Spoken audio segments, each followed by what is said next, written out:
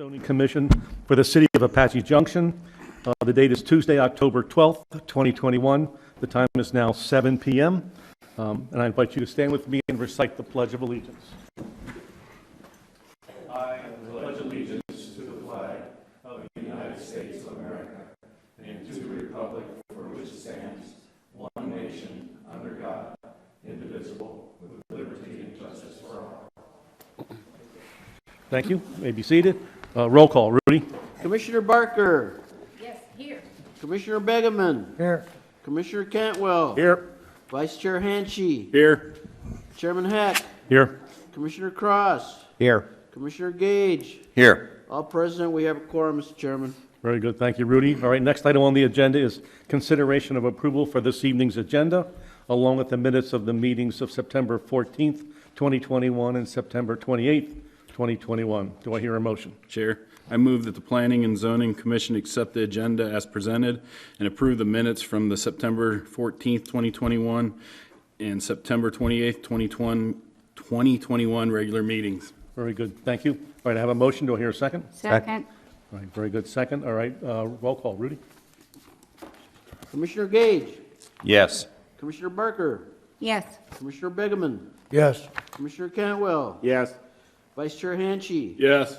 Chairman Heck. Yes. Commissioner Cross. Yes. So moved, Mr. Chairman. Very good. Thank you. All right, there are two public hearings scheduled for this evening. The first is item 21-574.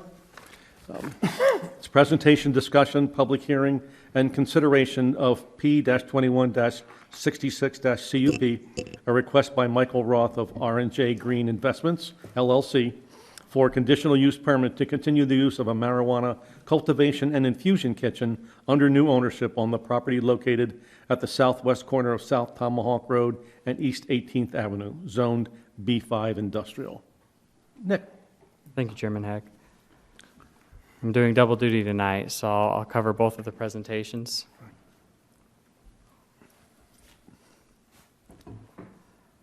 All right, so tonight I'm representing planning staff's recommendation and analysis for CUP case, the conditional use permit case P-21-66-CUP. So this is a request by R&J Green Investments, the prospective operator of the business, for a conditional use permit.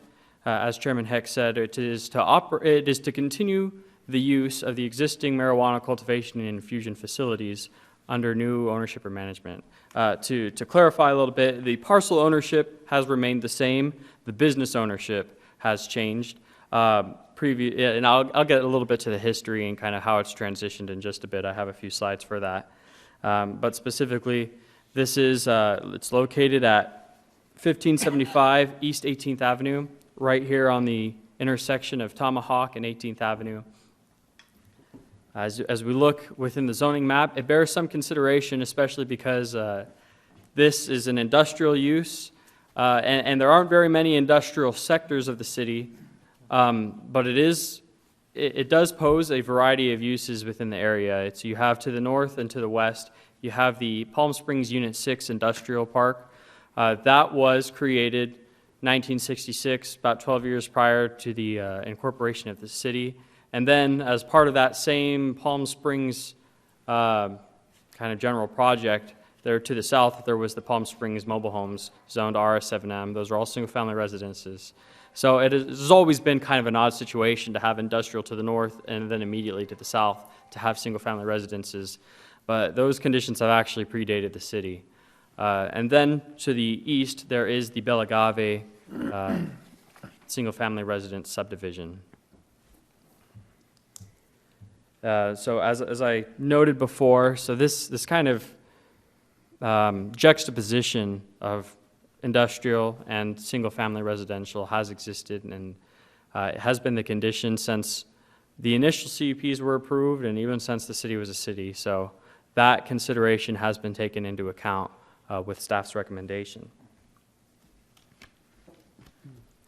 Just for clarification and for the public's notice, so this facility is not a dispensary or a retail facility.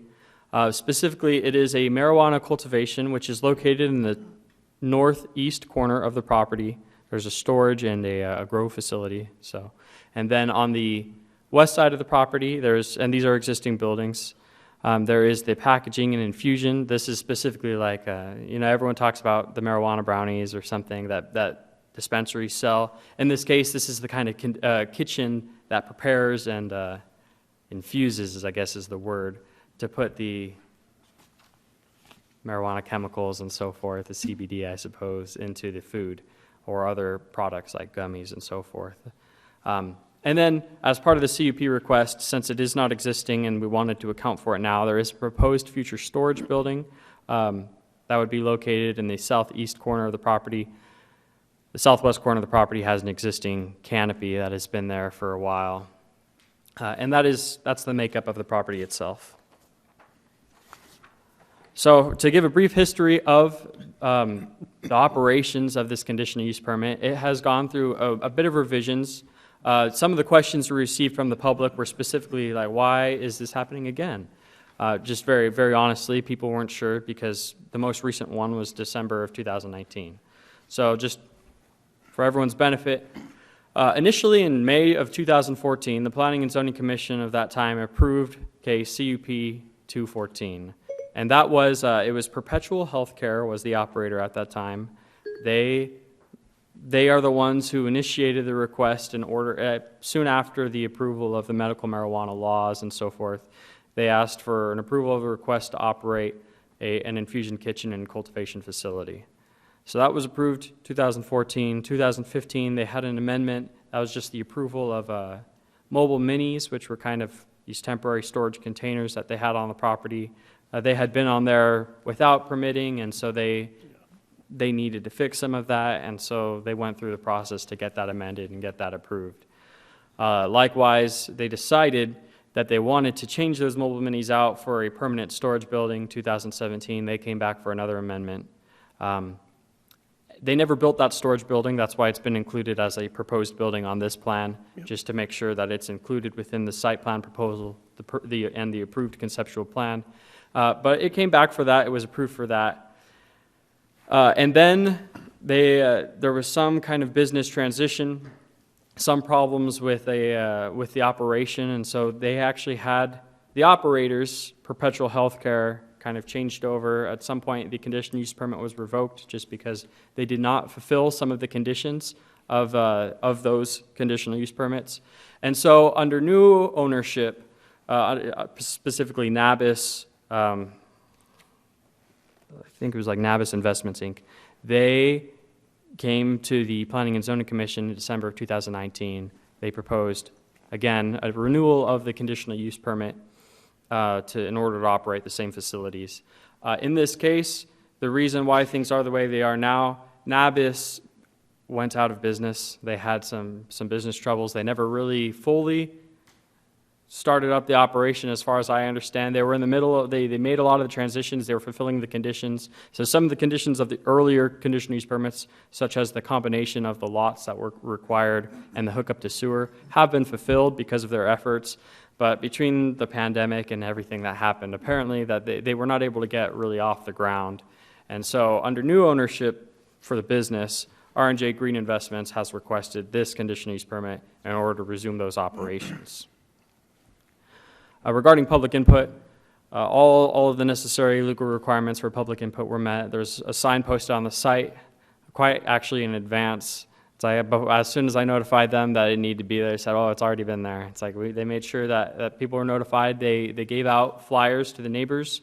We sent out letters to the property owners nearby. I received a few back, but just from mailing issues. The applicant also sent mailers out. But other than that, the proposed project was advertised correctly. The applicant did hold 3 open houses on September 14th, 23rd, and October 8th. And that was and that's what the flyers are for, in order to get neighbors, in order to have them be able to see the facility, see what's going on, and they wanted to alleviate some of the concerns. Because, as noted in the attached email I provided in the staff report and noted here, staff did receive public comments related to past concerns. Some of the prior operators had issues, apparently, with odor leakage.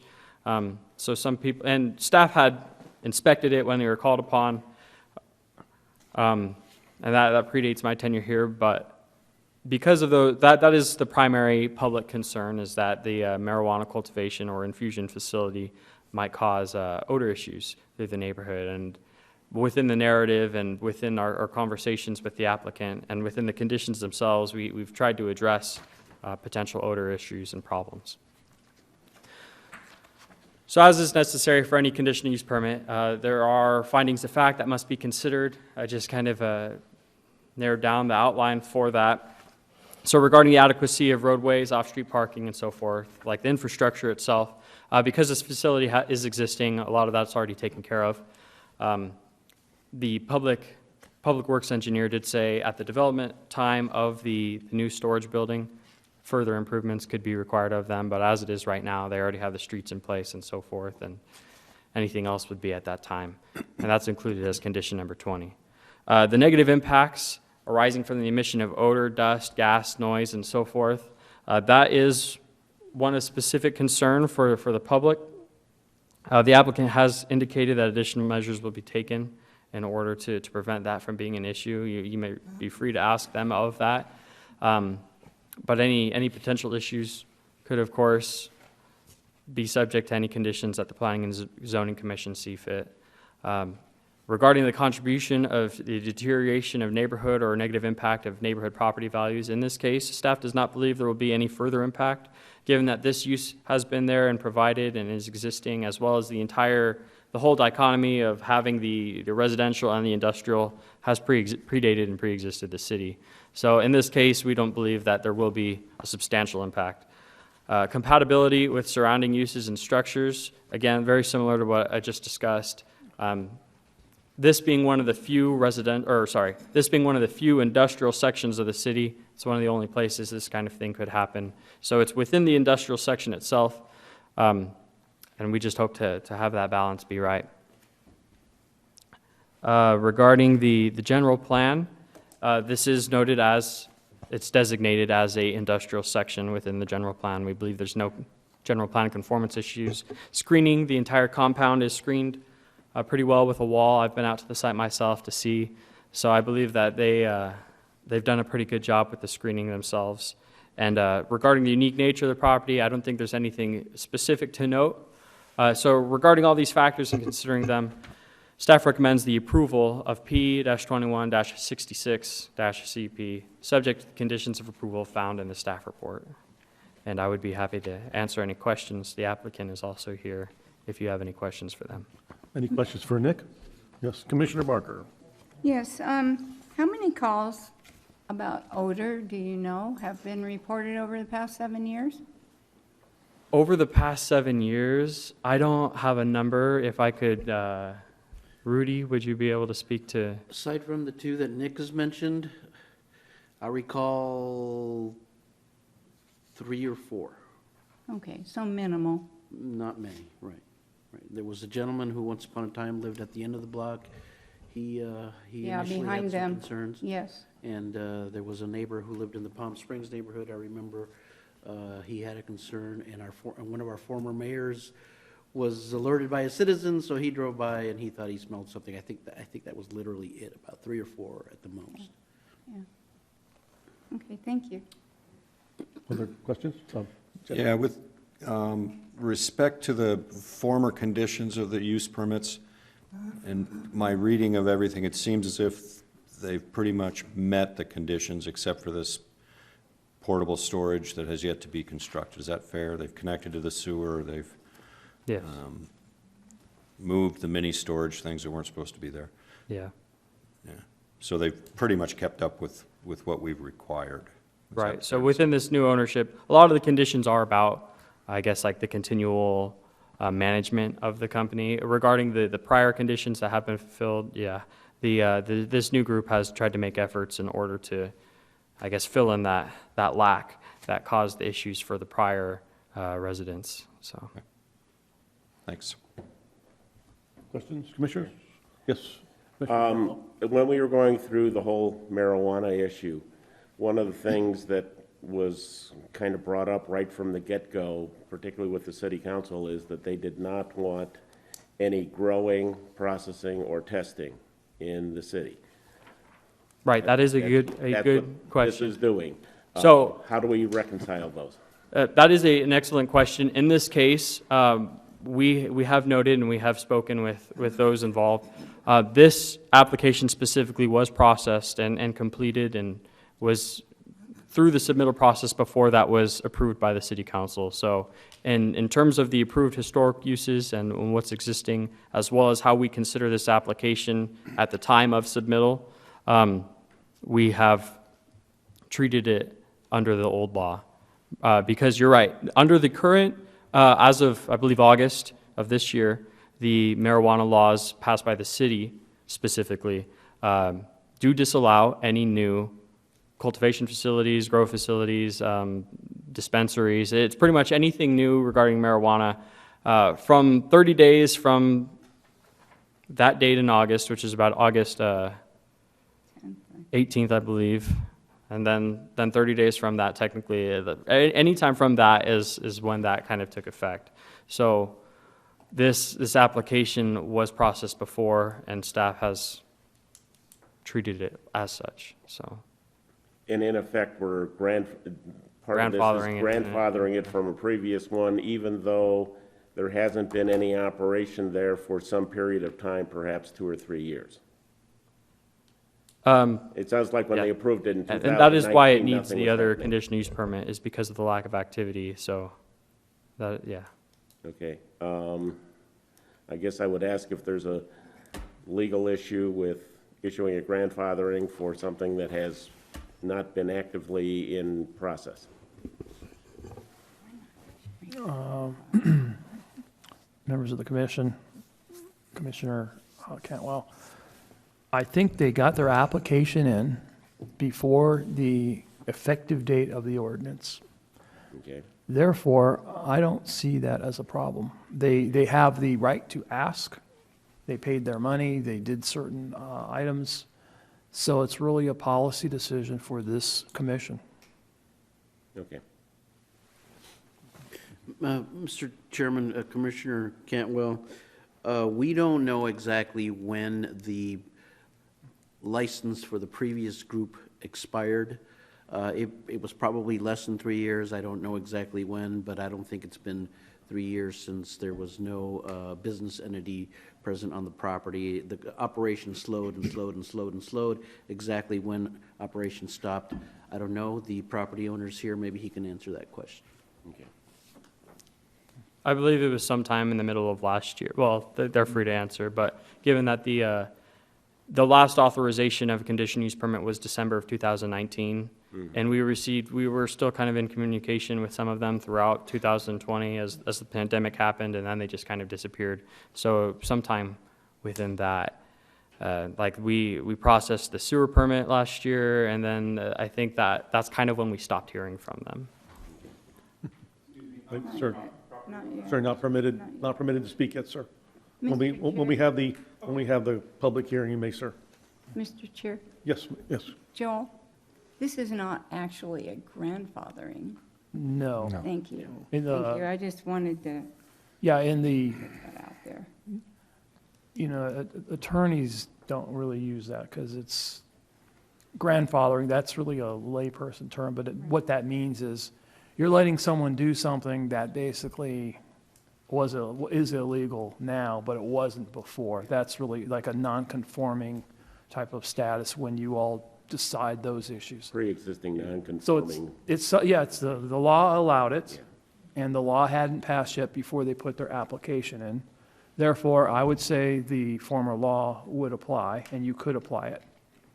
Once again, though, it is a policy determination, and that's why you're here, to make those I decisions. just want to be clear. Yes. Thank you. Oh, it was an excellent question. Nick, I have a question regarding the property itself. Has the new owner done any made any exterior alterations to the campus? I mean, I know internally they have, but anything different from the way it had been before? Do you mean the walls, or do you mean the buildings, Yeah, like the exterior of the buildings? Well, yeah, the buildings, and there's that shade area, and there's areas for parking, and, we've had issues before with people, putting stuff on this property. So, from what you're seeing, there's nothing has been done that a waif that alters from what we are seeing in these diagrams? No, I don't believe so. Or you'd be free to ask them, but Okay. from what I've seen, I wasn't part of the Yeah. inspections in 2019, This one is- but from what I'm aware of now, no, there's no Okay. issue. All right. Good, thank you. All right. Any other questions from commission? Not at this time. Okay, I guess then we will hear from the applicant. So,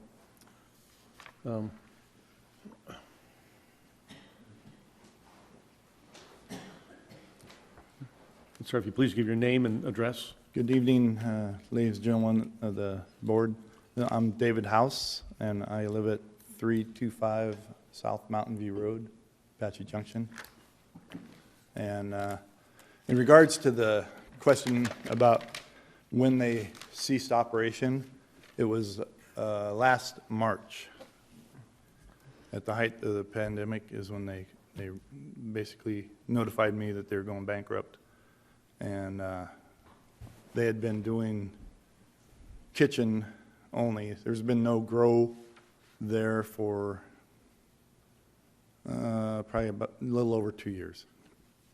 So they operated, they did some candies and stuff, and I really had a hard time getting on the property because they use the DHS restrictions to keep me off of it.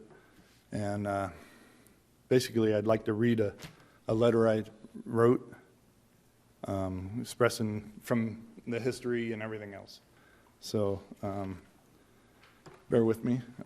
No one is more frustrated with my tenants' issues than I am as a property owner. CCC was the first tenant, was underfunded, and they had to sell to Perpetual Health, and that resulted in the second CUP. Then Perpetual Health had all these internal a fight going on, and they had a big lawsuit, and the end result of the lawsuit was they had to sell the company. So they sold it to Nabis, this company out of Canada. They came in, applied for the third CUP, and anyway, they ended up midway through the sewer project going bankrupt. As a property owner, I've done everything asked by the city in compliance to improve the property. I've had to make modifications to meet the latest handicap regulations, rebuilding staircases, moving toilets, widening doors, reserving handicap parking, among others. I've had to install extensive landscaping. I've had to install backflow devices. I've done a lot combination. I've eliminated the odor issues. And these guys that I'm going to work with this time we're going to make sure that there's absolutely no odor coming off. You can do it with charcoal filters, and you can eliminate all the odors. It's not that hard to do. All the compliance has been done in a timely manner, with the exception of the sewer project, and that is due to trying to get my tenants to share the substantial cost of the sewer project. Nabis went bankrupt in the middle of the project, further delaying it till I stepped in and completed it out of pocket. I wouldn't have spent $180,000 to complete the project if I thought the CUP would be disapproved. Moving forward, I'll be doing significant street improvements, sidewalks and driveways on both 18th Avenue and Tomahawk as a cost of doing business to build the third building. I don't like doing these cups any more than you guys do, because every time it costs me a bunch of money, because you guys have me over a barrel and you make me do more improvements to the street. So I'm not a fan. And you know the saying, if you want something done right, do it yourself. Basically, that's what I'm doing. The reason the partnership going forward will be successful is that from this point onward, I will not only be the property owner, but I'll be the principal member of the partnership running the business. I'm going to be involved in day-to-day operations. I have a significant stake in the property, and I want stability going forward as much as any member of the planning office and the planning commission. I've been in the business for 7 years now. I've met numerous members of the business. I've had a front row seat on how not to do it, and I've learned many valuable lessons.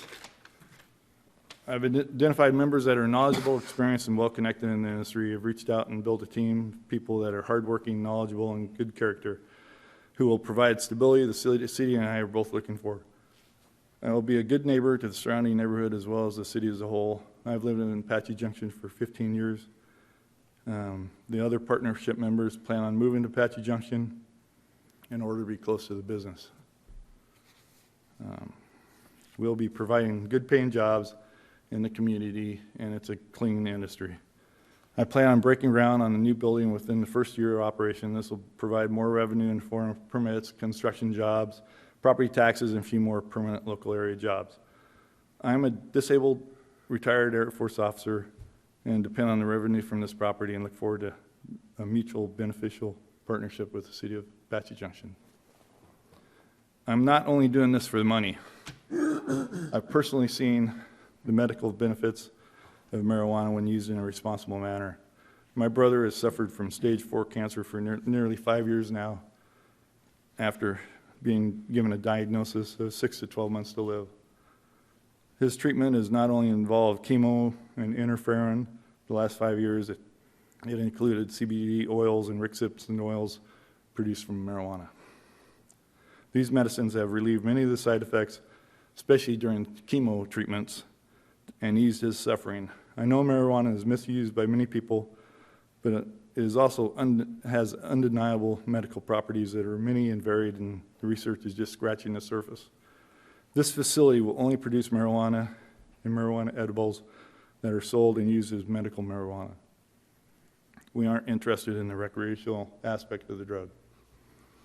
As a final word, I implore you to approve the cup. I will personally guarantee you won't be going through this process every 2 years in the future. I've enjoyed the long-term success in every venture or group I've been a part of and plan on doing the same in this partnership. I plan on having a long-term, stable entity going forward that is a positive influence on the surrounding community. And that's what I got to say. Any questions? Any questions for Mr. House? Can you, Well, one question for you. sure, who's first? Yeah, Jesse. Go ahead. Can you tell us a little bit about your odor suppression efforts and why they've, I mean, what's going to be different going I forward? think these than guys what were you've had? cutting corners and not replacing filters when they should have been replaced.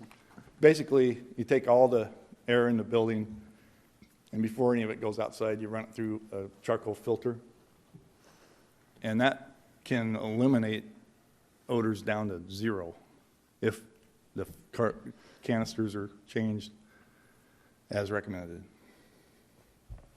Okay, so this system was in place prior when But it wasn't. it just wasn't being operated Wasn't properly? being- Yeah, they're cutting corners, I'm pretty sure. I mean, I never really smelled it. I mean, one time I pulled up to the gate and I could smell it right there, right next to the gate. That's the only time I've smelled it anywhere. But, you know, I'm sure there's been times when they didn't follow procedures and let it get a little out of control. Okay. Thank you. All right, Commissioner Cantwell? Same question. Oh, okay. Right. Okay. So- I have a guy who's a real grower here that could Okay, probably give I was a gonna way say- better explanation All of how right. the Is canister. that Michael Roth? Mr. Roth? No. Oh, Mr. Roth, you're a lawyer? Oh, well, we don't, you know, I don't.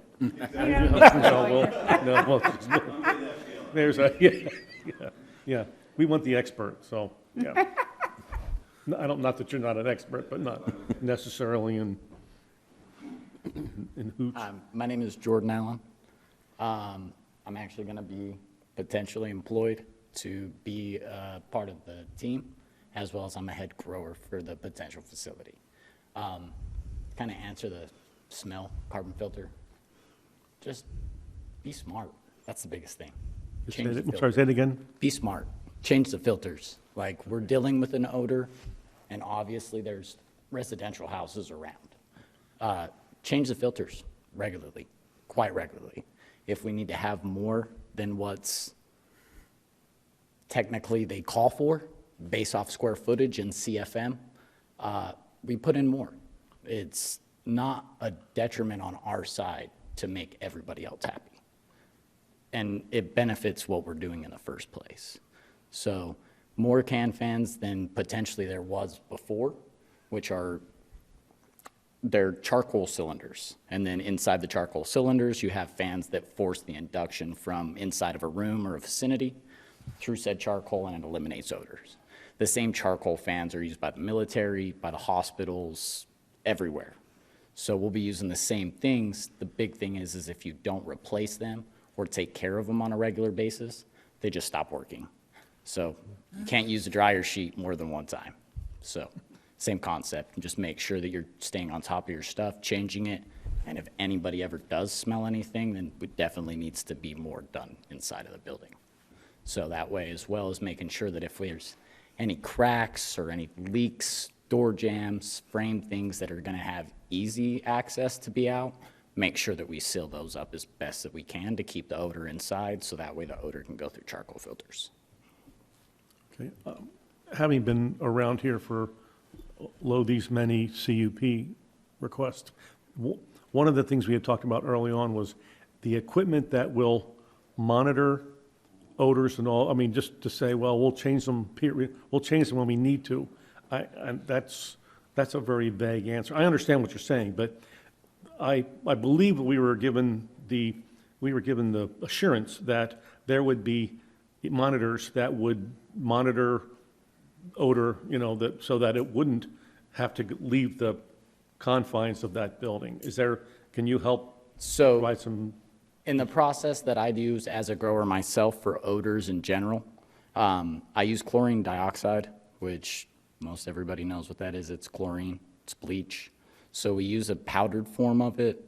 So anything that's caused by humidity over 50%, it starts to off-gas chlorine dioxide, which it kills odors. It also kills COVID-19, all that. So that's another thing that I'm gonna bring into this said facility that's gonna be different than they've ever used before.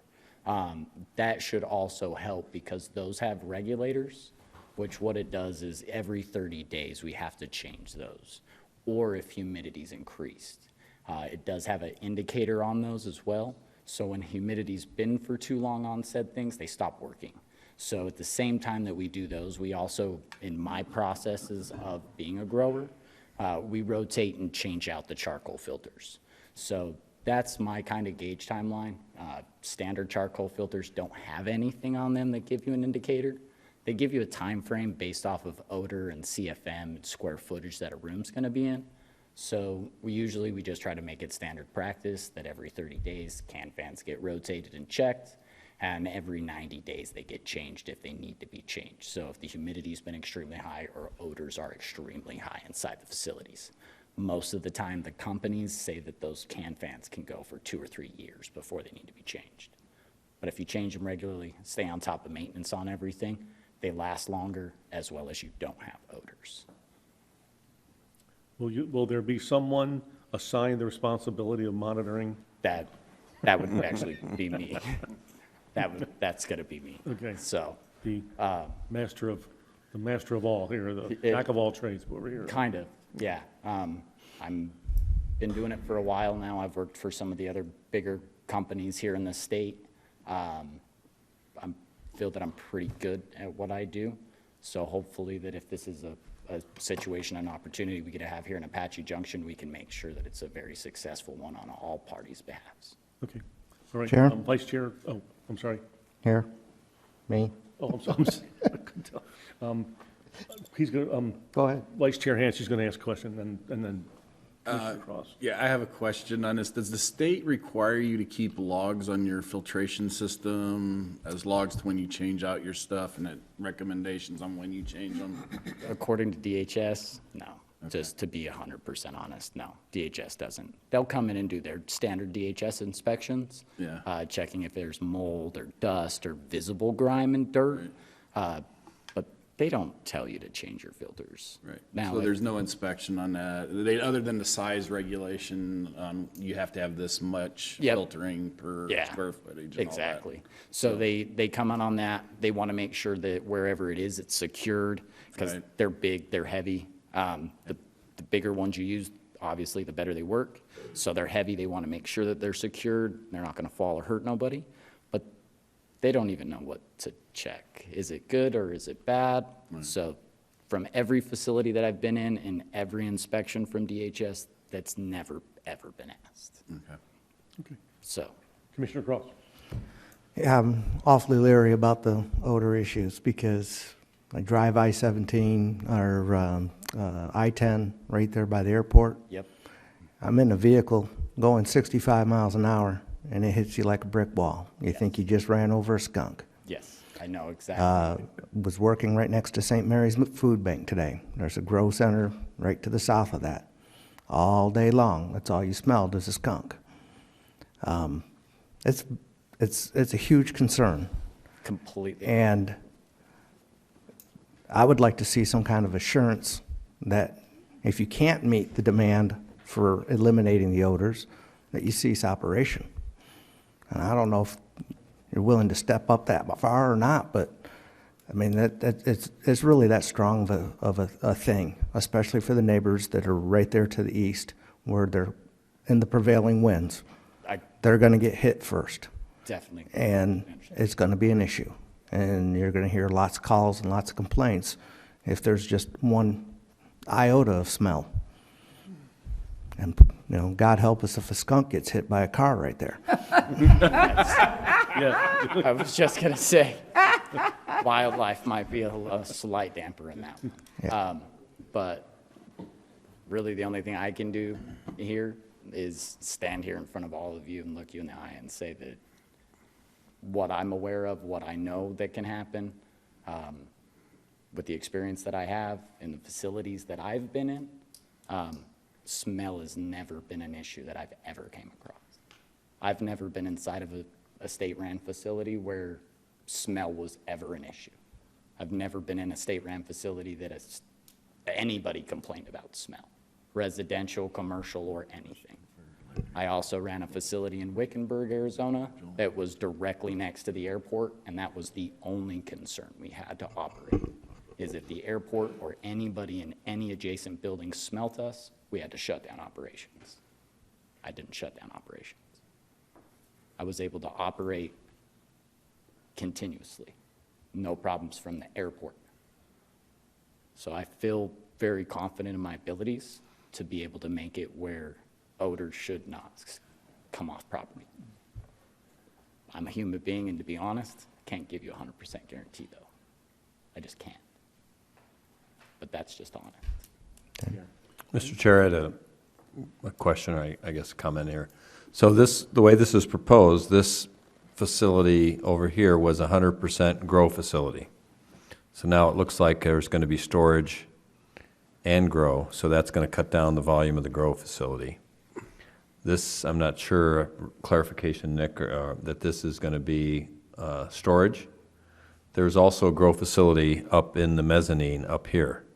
So if this is just the infusion kitchen and the packaging and there's no grow facility upstairs, is that correct? There is a vegetation facility, not said grow. Plants are growing, but they would be in a vegetated state. There wouldn't be any flower. The flower is really what produces the smell and the odor from said plants, but there would be vegetated plants. So that was a grow facility up there, wasn't it, Rudy? Yeah. Yeah, so I think they're going to cut down, it looks like dramatically, on what actually is the grow part of this, because the whole upstairs of this, not over the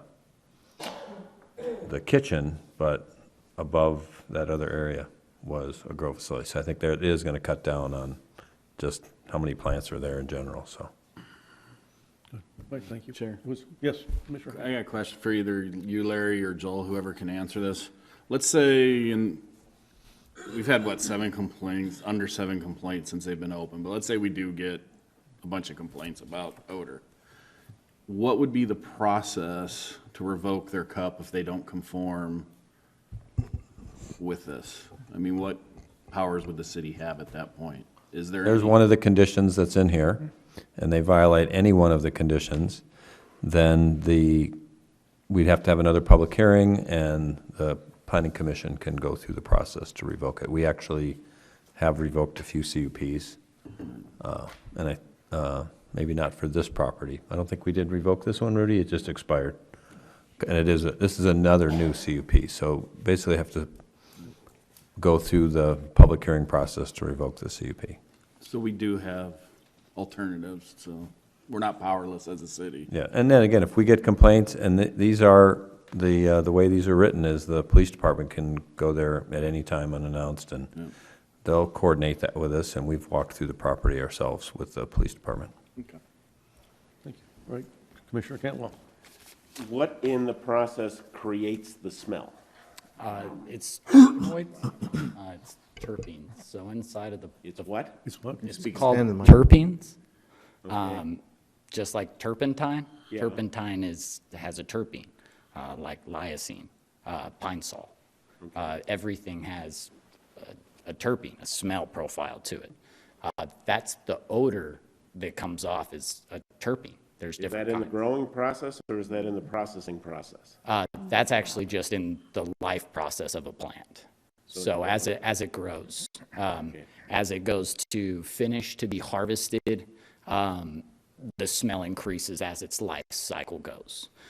Really, the most intensified times for smell are at harvest and when processing, so trimming or curing the medicine. That's the really most intensified times of smell.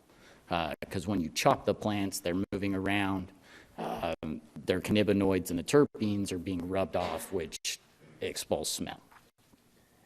And is the plan that you would process only what you grow, or are you getting product from other growers to process? No. Just, we will only be processing what we grow in said facility. And what kind of volume are we talking about? It's, to be honest, the property is quite small, square footage wise. I understand. We're not producing very much, to be honest. To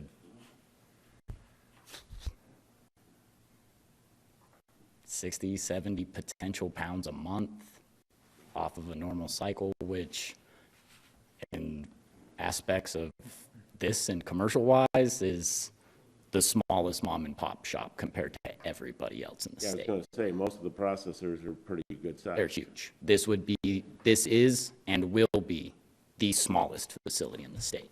And do you have a niche? I mean, how are you going to be profitable in that mode? I'm not money hungry. I do what I love. Okay, I have a passion for it, and money's not it. okay. First off, I'm not sure we got your name and address. Can you, Yeah, my name is Jordan Allen. I live at 3793 East Santa Fe Lane in Gilbert, Arizona. all right, thank you, Jordan.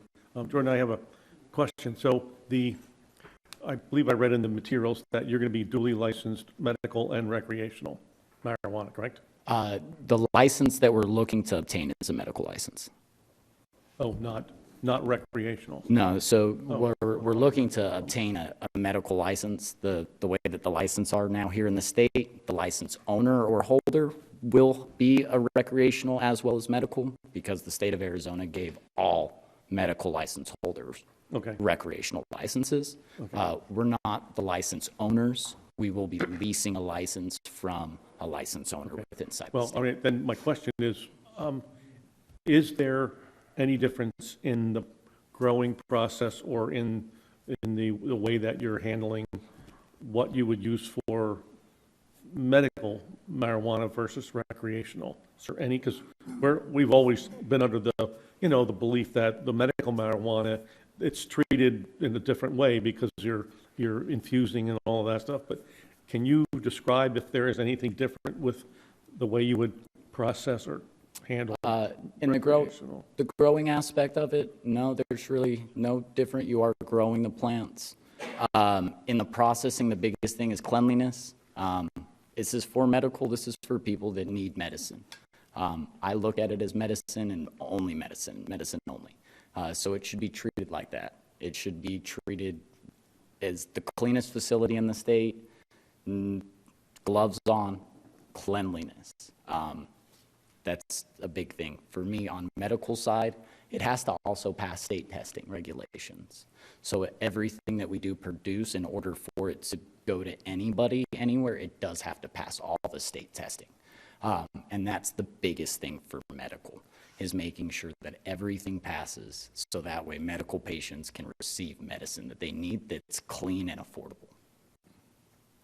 Okay, thank you. And one other thing, maybe I just didn't see it. In the other CUPs, it was established that there would not be any delivery service on this. Is that listed in here as well? Well, since they are not a dispensary, then it's not a Okay, factor. all right, that's fine. Yeah, we would had that in. we would have to technically lease the delivery license from the license holders, which we don't plan on doing at all for any reason. Okay. Okay, any other questions from the commission? All right, so this is a public hearing, so I guess you may sit down, Jordan. I think Awesome. Thank you, guys. Thank you. So members of the public have the opportunity to speak on this matter. To clarify this, their comments must be related to this matter only. When recognized by the chair, please come down to the podium, state your name and address for the record, and present your statement. Speak into the microphone, and you will have 5 minutes. So do we have someone willing to please come down, ma'am? Okay. My name is Julie Gamaza. I live at 1544 East 19th Avenue. I am directly behind their building, which they're on over a little bit of a half of an acre. I've got 7 grandbabies. I've got 3 dogs. And if I smell it, if I can walk into a bar and smell it, I run outside and I puke. I don't want this near my home. We're directly behind each other, maybe 12 feet. I went around to the neighbors. I've got 3 homes on this side. They're Hispanic. They don't understand me. This lady's over here that's 90 years old, so I couldn't get anybody here. Is it an issue? Yeah. Does it smell? Yes. You could smell the vape. You could smell everything. And to cook it and have it right there, I'll have an issue. It smells.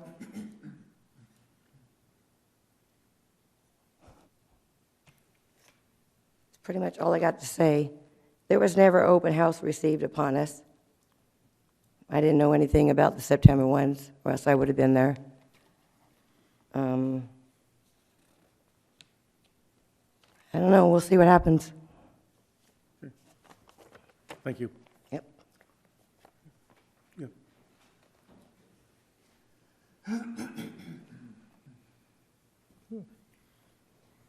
She wants to be on TV. My name is Karen Begeman. I live at 1522 East 22nd Avenue, Apache Junction, Arizona. I walked by that facility. I walked when they were in operation. That was one of my regular routes. No smell. This is when they were actually in operation. I could smell nothing. That's all I have to say. Okay. Thank you. Anyone else who wishes to give comment? No, can't be the applicant. So, sorry. If you want, then we'll have to close the hearing and reopen it again then. So, anyone else wishes to speak? Okay, no, then I will close the public hearing. And so I guess then we do have to go through the findings of fact, I guess, correct? We do have to, as a CUP, oh, I'm sorry. Oh. I have a comment, I guess, more than anything.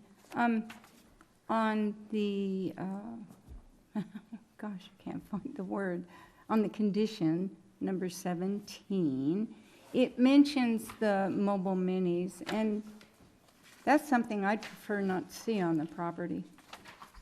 I mean, they're building a storage containment. They have another storage area. We've gone through the big things, cargo containers ad nauseum. Why are we allowing these to come in at this point? I mean, they are an industry, they would be allowed a cargo container if they wanted one. So why would we do this? That's my question. Well, I guess we'll, at this point, unless we call the applicant back up again, then we'll reopen the hearing, right? But you have to, yeah.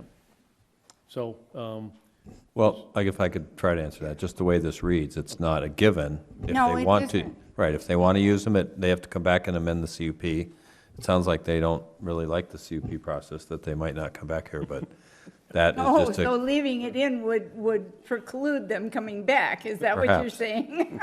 perhaps. But, yeah, the other previous operators just showed up with 3 or 4 mobile Right. minis I and remember that. cargo containers and bottling I plants remember and that. just kind of operated without, It was a mess back there. did a lot of electrical work without permits, et cetera. And I'm- yep. Well, how would it work with our new current storage container zone? Well, this is a commercial enterprise, but a mobile mini is different than a cargo container. A mobile mini is really a factory-built building. It's certified by the state of Arizona, Department of Housing. So a mobile mini is different than a cargo container. They're saying storage, so they could use a cargo container for storage. Well, the previous CUP holders, if you will, they were using mobile minis for laboratories, and they also had cargo containers and things. So in my estimation, they would be allowed to have a cargo container like any other business. So they could have one. They could have 10 seasonal, or however it finally got adopted. I doubt if they would do that, but they could have a cargo container. But this was, I think, just to prevent, we rather Okay. see brick and mortar construction than having mobile minis. Yeah, I see that. I see that this would be pretty prohibitive to the mobile minis actually by leaving the statement in there, them taking it out. Understood, thank you. Okay, all right, very good. We will review the findings, if you will. Okay.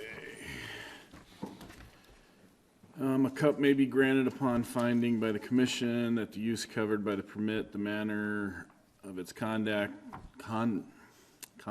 and any structure involved will not be a detriment to persons residing or working in the area, to adjacent property, to the neighborhood, or to the public welfare in general. The burden of proof for satisfying aforementioned requirements shall rest with the applicant. So here we have adequate of roadways, off-street parking, public facilities, and service to accommodate the proposed use. Anybody have see any no issues with problem. those? No issue. No issues.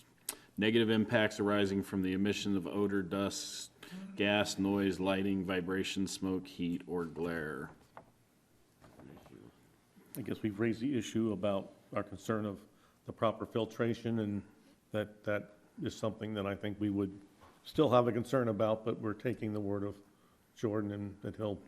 And the Sure city that does is. have. Well, not, And yeah, there's- And there's, yeah, re- and and the there's city does remediation on our have part, right? a way to mediate that. Yep. Contribution to the deterioration of neighborhood or negative impact of neighborhood property value. I don't see that. It's don't been either. there for the last 7 years. 7 years going, So, yep. Compatibility with surrounding uses and structures.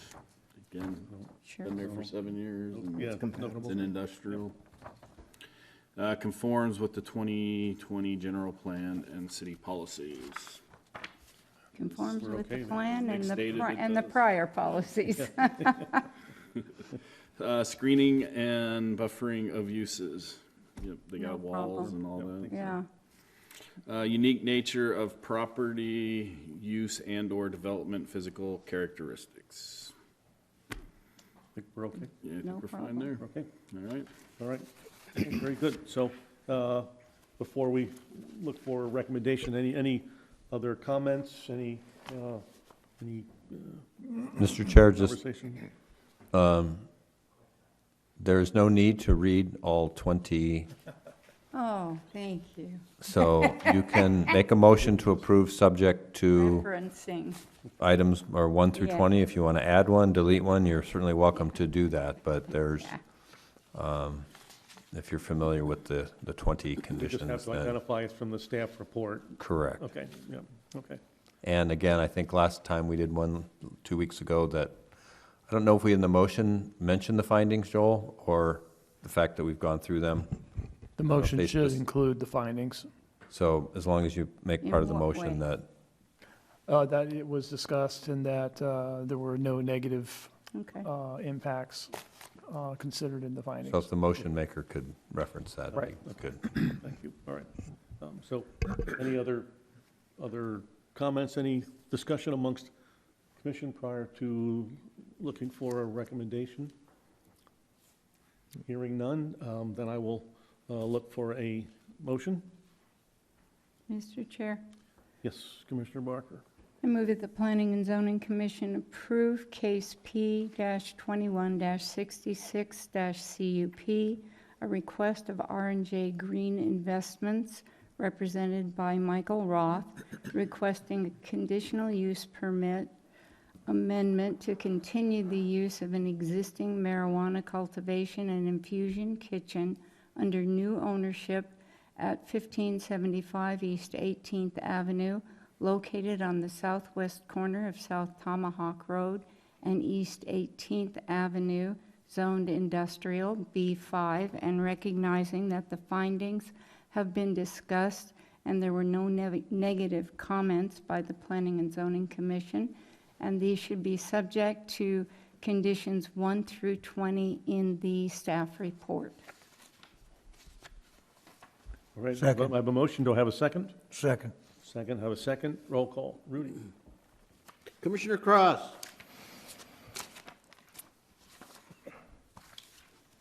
Well, let's hope they keep the odor out. Yes. Commissioner Gage. Yes. Commissioner Barker. Yes. Commissioner Begeman. Yes. Commissioner Cantwell. No. Vice Chair Hanchey. Yes. Chairman Heck. Yes, 6 in favor, 1 against. The motion passes, Mr. Chairman. Your decision stands unless, within the prescribed time frame, someone files an appeal, puts up a filing fee, appeals in writing, and only then will it go to the city council. And I think that appeal period is still 20 days. I thought it was 30, but 30 days. I think it's 30. 30 days, I'm sorry. very good, thank you. All right, the second public hearing is item number 21-575. It's presentation, discussion, public hearing, and consideration of proposed case PA 121, a request by Hassle-Free House Buyers, LLC, represented by Danielle Graham, for the approval of a private access way through properties listed there on Silver Drive, alignment immediately south of West Roundup Street between North Ironwood Drive and North Gold Drive to serve the involved present properties and the future properties proposed from splitting the one lot identified here. Yeah. Thank you. All right. Yes. It's been voted on, yes. Invite all your grandchildren over to my house and let's get going, okay? Thank you. All right, hello again. Sorry, just gathering my thoughts. All right. So tonight I represent staff. This is a kind of an unusual project in as much as we don't often get private access way requests. But per the zoning ordinance, the creation of a private access must be approved by the city council and subject to a planning and zoning commission recommendation. So what this is, the applicant whom I spoke with the attorney, Danielle Graham, notified her of tonight. She confirmed that, great, we look forward to it. I don't see them here, so in this case, I'll just be the one answering questions related to this. But the applicant is the Hassle-Free House Buyers. They are the property owners of 1111 North Silver. What this request really is, so that North Silver Drive right there is actually not a recognized street. It's kind of an odd position because there is a street sign and everything, and as I'll kind of get to, historically, it's that driveway's always been there. But what is going on is that Hassle-Free Home Buyers, the owner of the property, would like to split that, and they, because of the city subdivision regulations and codes, So in order to split a property, there needs to be some kind of guaranteed legal access, council-approved access. And in our research, when this came to us, it's like, oh, well, Silver Drive is it's just kind of an alley that has informally been there. So in this case, they have requested the creation of a private access way that will serve as that legal guaranteed access for the purpose as expressed to be able to split 1111 North Silver Drive. But the grander purpose behind this is that this action will guarantee these property owners access to their property in continuum. It's just kind of an odd quirk of how this happens. We call these lots of record when you have these lots that this kind of situation has existed before the city was a city in this case. So these lots were kind of, they're just back behind property. They don't actually have street access through an easement or through a public road. So the action here would be to kind of cement that, to formally designate, in this case, the 15 feet on the east side of the western properties and the 15 feet on the west side of the eastern properties, which is currently what they kind of use now. That will be the private access way. I noted the land split. This kind of shows the affected properties. The proposal is to split 1111 North Silver Drive down the middle. In that direction, we have kind of gone through This way or this way? sorry, that way. Thank So east-west, I should say. I see the line. Into a north half and a south half, an east-west split. Thank you. And as noted, so this can't be approved without the council approval regarding this legal access way. As part of this, there was some miscommunication earlier about what was required. When we came to this point, we knew, hey, this is what you need to do. They, on their own initiative, created easement agreements, access agreements with all their neighbors. It doesn't formally constitute this legal access that is required by the city regulations, but it does show that each of those neighbors did enter into agreements. They recorded these agreements that they would use that 15 feet for access. And some of that's because historically, this photo dates to 1986. You can see the same driveway in place there. From the street, I took a picture of this here. So essentially this driveway, it's about 30 feet wide, and it has existed since before the city was a city.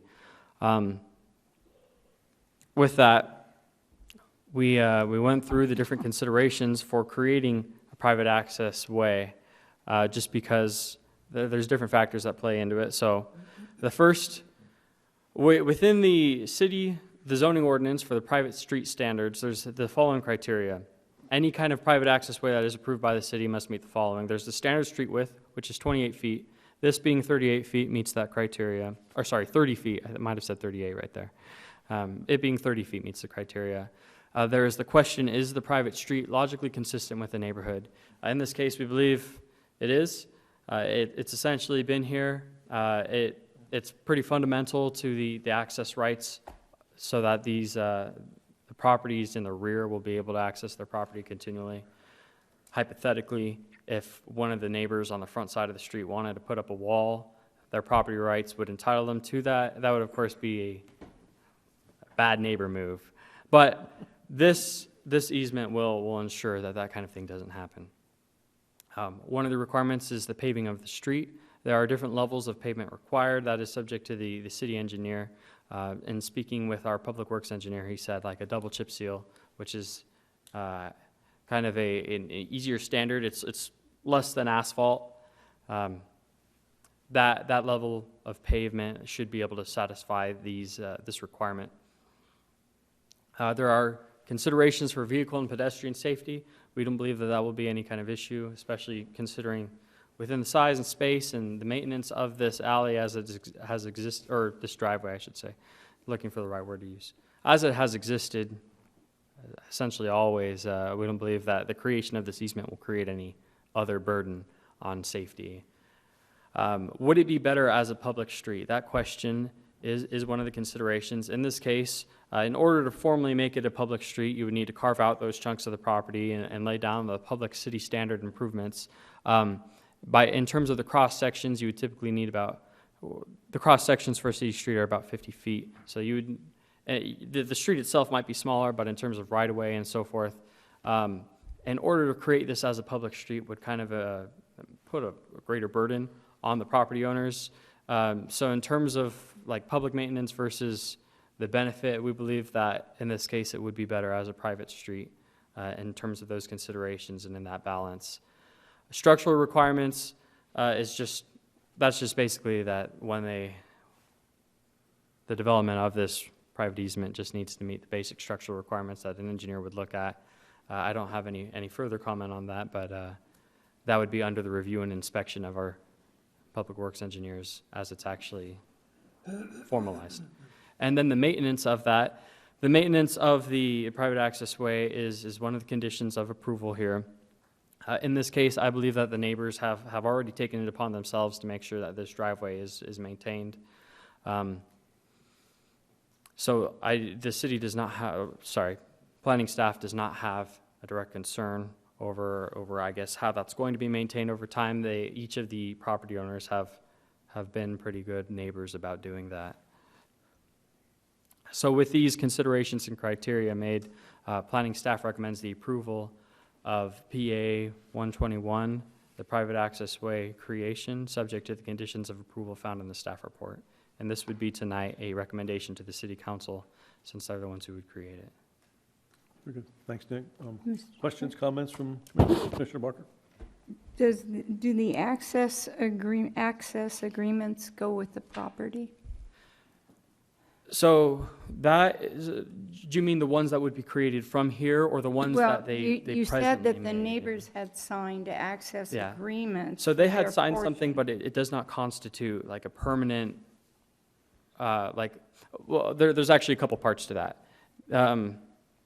It does not guarantee it for everyone in perpetuity.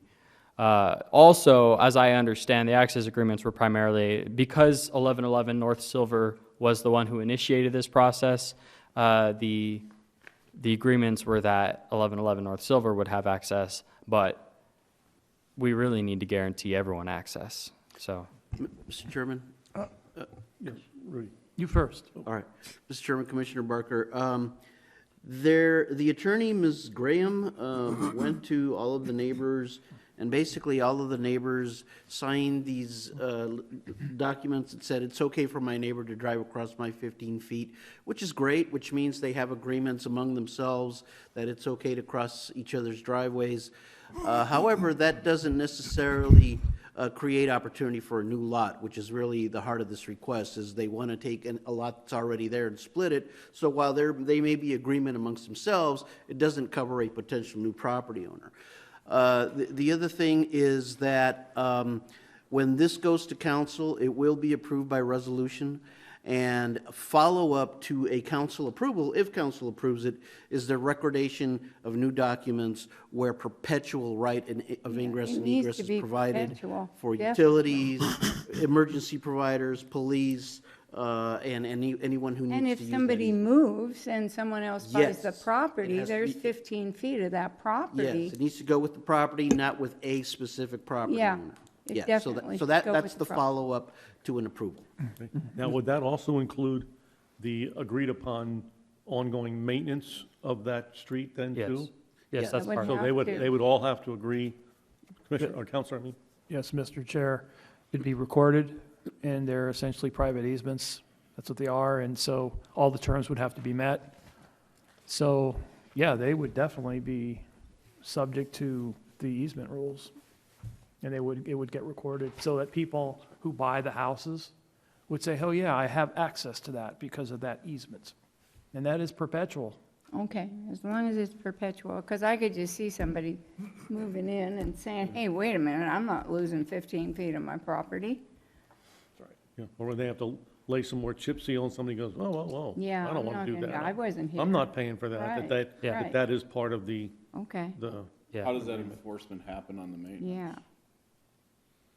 Well, if it's not cared for, then they've got a compliance issue, right? Correct. And, Counselor? Yes, it would, someone complains about it, I guess they could come to the city, but revoking it is probably not a good remedy, because how are they going to get to their house? So it'd have to be a discussion among administrative personnel, maybe even with the city manager. And maybe even a public hearing could be actually scheduled to talk about it. Yeah, we're not the biggest fans of the private access ways. In this case, we believe that this is the most logical option for this. Yeah. But they do come with weight, and they do come with obligations that typically we try and avoid having that potential mess down the road. So. No, and I can understand it now because these neighbors all get along, but somebody buys in here and Right. Yeah. they don't play nice with the rest, and If I may, Mr. Chair, I think what would happen is if, like you said, if someone's not doing what they're supposed to be doing, the neighbors could bring them to court and ask the judge to enforce it. So that's another possibility. So there is opportunities for remediation on this thing then, so. I got okay. a question, Yeah. Commissioner or Roth. more so a comment as well. I belong to a road maintenance association up by Ash Fork. Have 40 acres that once a year, $195, and that goes towards maintaining a dirt road. In this situation here, I would encourage those property owners to establish a road maintenance association, just to pay into a fund that'll take care of that property or that road in perpetuity. So,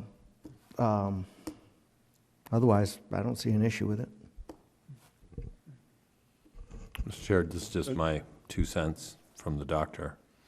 I mean, this is really a situation that was caused the way this cell was created by the feds, right? So you have these FPEs and dedications on the perimeter. And ideally, the city would take this over. There are 30-foot roads, so you could say, well, there's no parking, or maybe there's a sidewalk on one side, and then you have this person that wants to do the lot split on 111, they should carve out a little half cul-de-sac, whatever that radius ought to be, and the city improve it as a city street, because now you have 4 homes on and again, it's not a very long cul-de-sac, but you're gonna drive in there with a fire truck, and then the fire truck's gonna back all the way out, so. This is, the city created this, I don't know, Rudy, how many, 15, 20 years ago, maybe? 1988. 1988, so 10 years after the city created this private access way process in the city code, but this is, maybe it's time to revisit that whole thing and say, we're just gonna be a one-lane dirt road town, or are we gonna actually be a real city here and make a road and put a cul-de-sac in and make the person on the corner, they have to give up more right-of-way than obviously 1108, but, because they're being inconvenienced. But and I think the Public Works Director has talked about why is there a sign there, or I think Councilmember Evans has said, why is there a city street sign there? Yeah. There should not be a city street sign there if it's a private access way. And how are people getting mail on a non-street?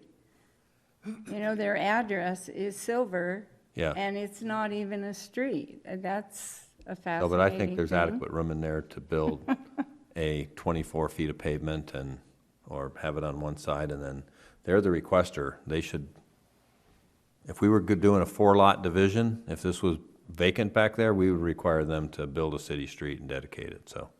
Anyway, just something for the future fathers and mothers of the city council to think about solving this. And again, the Public Works has to kind of get involved in this too. This is just, again, my 2 cents. I mean, that's my question too. Why aren't we making this a city Yeah. street? I mean, it seems oddball. Yeah, I think the process is, this process, you can't really change it in the middle. This is kind of how we've directed them, but I do think it's something the city should go back and look at. In this case, the city engineer did look at this, and he said, hey, I don't know the rationale or reasoning, but essentially, we don't want to make this a city street, is what I was told. So. The reason is because we don't get paid to maintain it. So we get our state revenue sharing, our HERF dollars based on per capita. So in other states, you get HERF dollars in other states, road aids, if you will, from the state by lane miles. Right. There's no incentive for this city to own any road. We should give all the roads back to the neighbors because we don't get HERF dollars from the lane miles, we get them per capita. So we're gonna have more people moving in, so maybe we'll get more HERF dollars, and this may be where you spend them. But in other states, their formulas are that you get state aid based on your lane miles. So there's zero incentive for the city to own and maintain this. But, so that's part of the rationale why the city engineer, it's, that's a perfectly good rationale for the city not wanting to own this, because then they have to maintain it 'Cause I mean, forever. Obviously, But the developer should put it in theory. Again, if this was, there's 3 houses back there now, this would be a 4th, but I'm saying if this was where a developer was creating 4 lots back there, then I think we'd be in a better position to say, hey, you know what, you gotta approve this to city standards. well, obviously, everybody's treated it like one because there's telephone poles and everything in there. Yes, yeah. Yep, there's easements, there has to be, utility easements, they've been there so long, they probably have a what do they call it, an easement by use or right or something like that, or prescriptive easement or something. Mr. Chair. Okay. Anyway, just to add to the length of the meeting, that's all I was trying Oh, to do. thanks, Thank you, that's what we want. Doing well. Mr. Chair. Commissioner Barker. Okay. Doctor, so if I understand all of that you said, it is best to just go ahead, make it a PA, whatever you call it, the way it is right now, and sometime in the future, the city needs to come back and look at this. Is that what you're saying?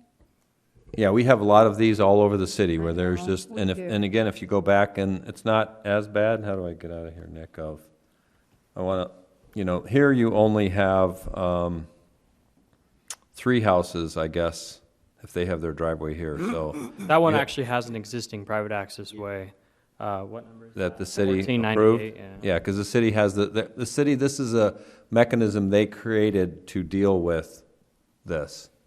Now, maybe we're partially guilty. This is the subject of a city-initiated rezoning about 2 or 3 years ago. We Yeah.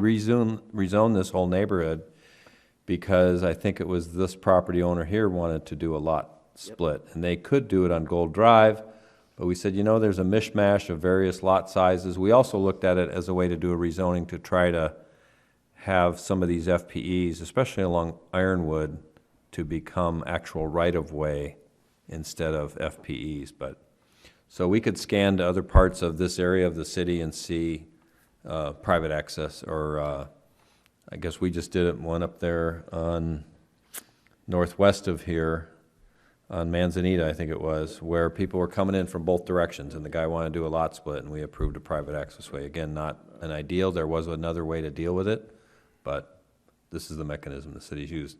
But I know that Mike Weaver has talked about taking these street signs down, so I don't know where that goes, but it is good for public safety, the 911, there needs to be something, or it says private drive, but they still get their mail, they still have their Republic services, I'm sure, going up and down there. How do they get back out? Yeah, I don't think they have to wheel their cart all the way to Roundup, I'm Looks guessing. like there's enough room around those houses that a truck could turn around without any trouble. I'm sure if a trash truck goes in there, it backs up. Again, not ideal. Commissioner Gage has a question. Yeah, how are the other utilities getting in there? I assume they're connected to water somehow. Is a sewer line running through that neighborhood, or? We'd have to check the sewer map. I don't know if they have long laterals, or I honestly don't know. They could have septic up there. Yeah, I don't think it's possible. My guess is, but a new house, if there's sewer available to this new lot split, and if there's a long lateral, maybe, I guess we can check with Darren on that, but my guess is most of these are on septic. What you think, Rudy? And we might have sewer in the neighborhood, but not. Not here. But there is water lines to those houses. They're not hauling water in, I don't. No.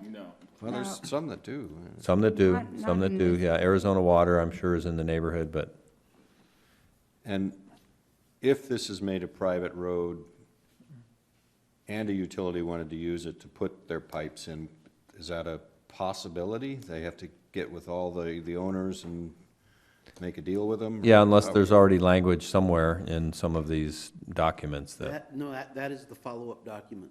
yeah. that creates a perpetual right of ingress egress for utilities, emergency personnel access. So that would be the follow-up to an Okay, official so this approval. Silver Drive would be a utility easement Yes. then, Yes. for lack of a better term.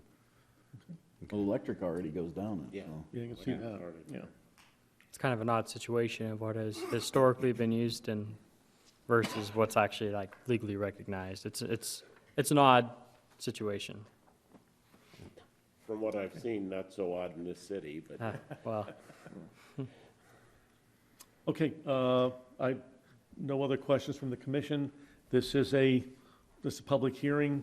I have a feeling that there's really no one who's going to want to give comment to this, so I will close the public hearing and allow for any discussion amongst the commissioners before we look for a motion. Any comments?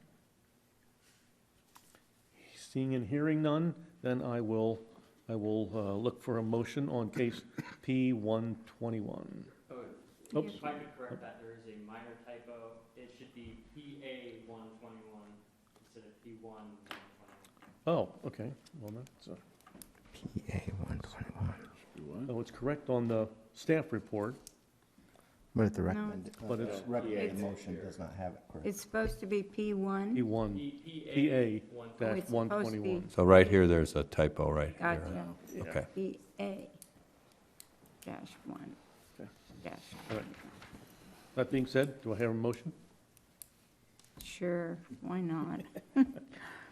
I move that the Planning and Zoning Commission recommend to the Apache Junction City Council the approval of case PA-1-21, a request for a private access way by Hassle-Free House Buyers LLC, represented by Danielle Graham, to serve existing and proposed properties pursuant to proposed land split case P-21-33-LSM, subject to, do I have to read all these?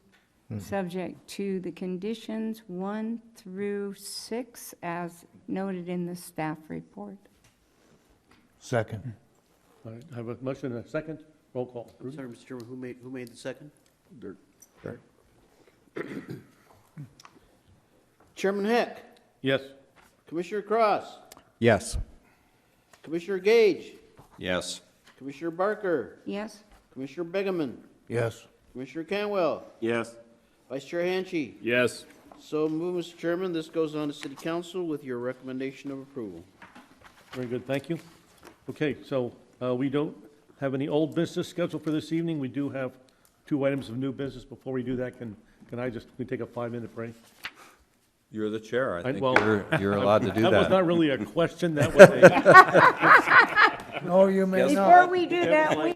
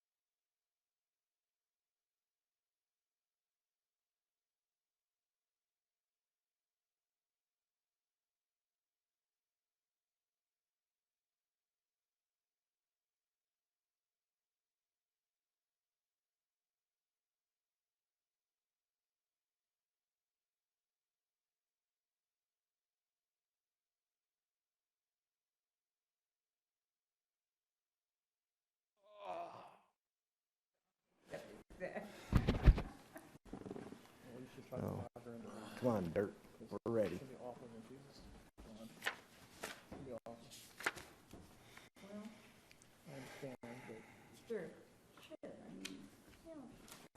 Oh, I just brought the whole. That's true. Pardon? Oh, you Brought the whole book. Nice. Larry, does this item,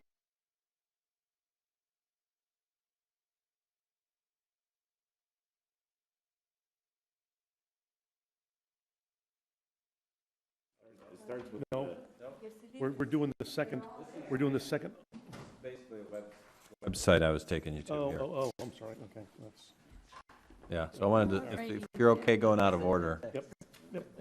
You spelled my name wrong too in the general plan. I think we need to reissue. Oh, that was Sydney. That's Oh, no. good. And Joel was the proofreader.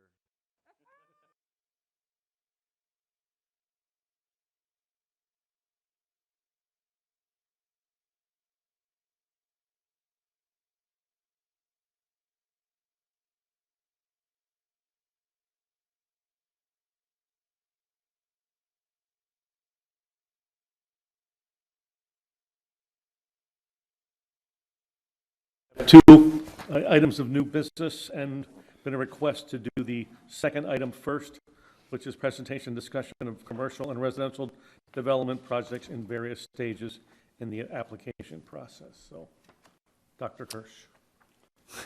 You'll never I don't know live it where we're down. coming, I don't know where we're getting with that. See if this works, this embedded link. Can I get the legend to go away? Is that a, Or you know what? move? Arrow up, thank you. Oh, well, you Is are that, so does good. that look good to you or is that fuzzy? That looks all right. That's okay. Mine's it? great. Yeah, mine looks good. I don't know. It seems like it's I can even do that. it's not full screen, but anyway, this is a site, Street numbers. huh? I can't see the street numbers. Yeah, but I can see the mailboxes. Well, Okay, your eyes so are better than mine. this is a website that city staff put together a number of years ago at council request, I guess, but I'm going to zoom out just a little bit.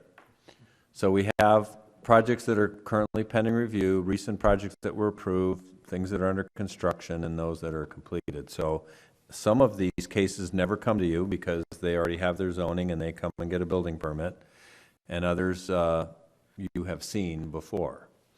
So we could start, Bella Corona, I think, is almost finished out. That's a single-family subdivision. That was probably approved in 2004, 5, or 6 or something. Arizona Water Company, they needed a rezoning. They're doing expansion down there. Hamptons East has just pulled 40 permits the other day. That's a single-family rental. I think we updated this to have U-Haul. U-Haul's in their final plan review. They had rezoning. We have Americana, that is going nowhere, but they have an approved project, but they just decided not to build the project with some costs of aluminum tariffs and all sorts of stuff. This is the 40-acre development that Dan Kaufman started. We're on our third developer, I believe, now, and they have 256 units. That is kind of turning dirt out there. Goldfield Estates, Lennar, is starting up. We have a project that we're looking at right now that could be a townhome project. This is all commercial. This, we didn't do a rezoning yet, but it's zone commercial RSGR, but they want to do a townhome project. Campgrounds of America, recent project, kind of working our way over here perhaps. This is the wedding venue that did the CUP. This is Those Townhomes. townhouses. Isn't this the motorsports thing, Nick, right here?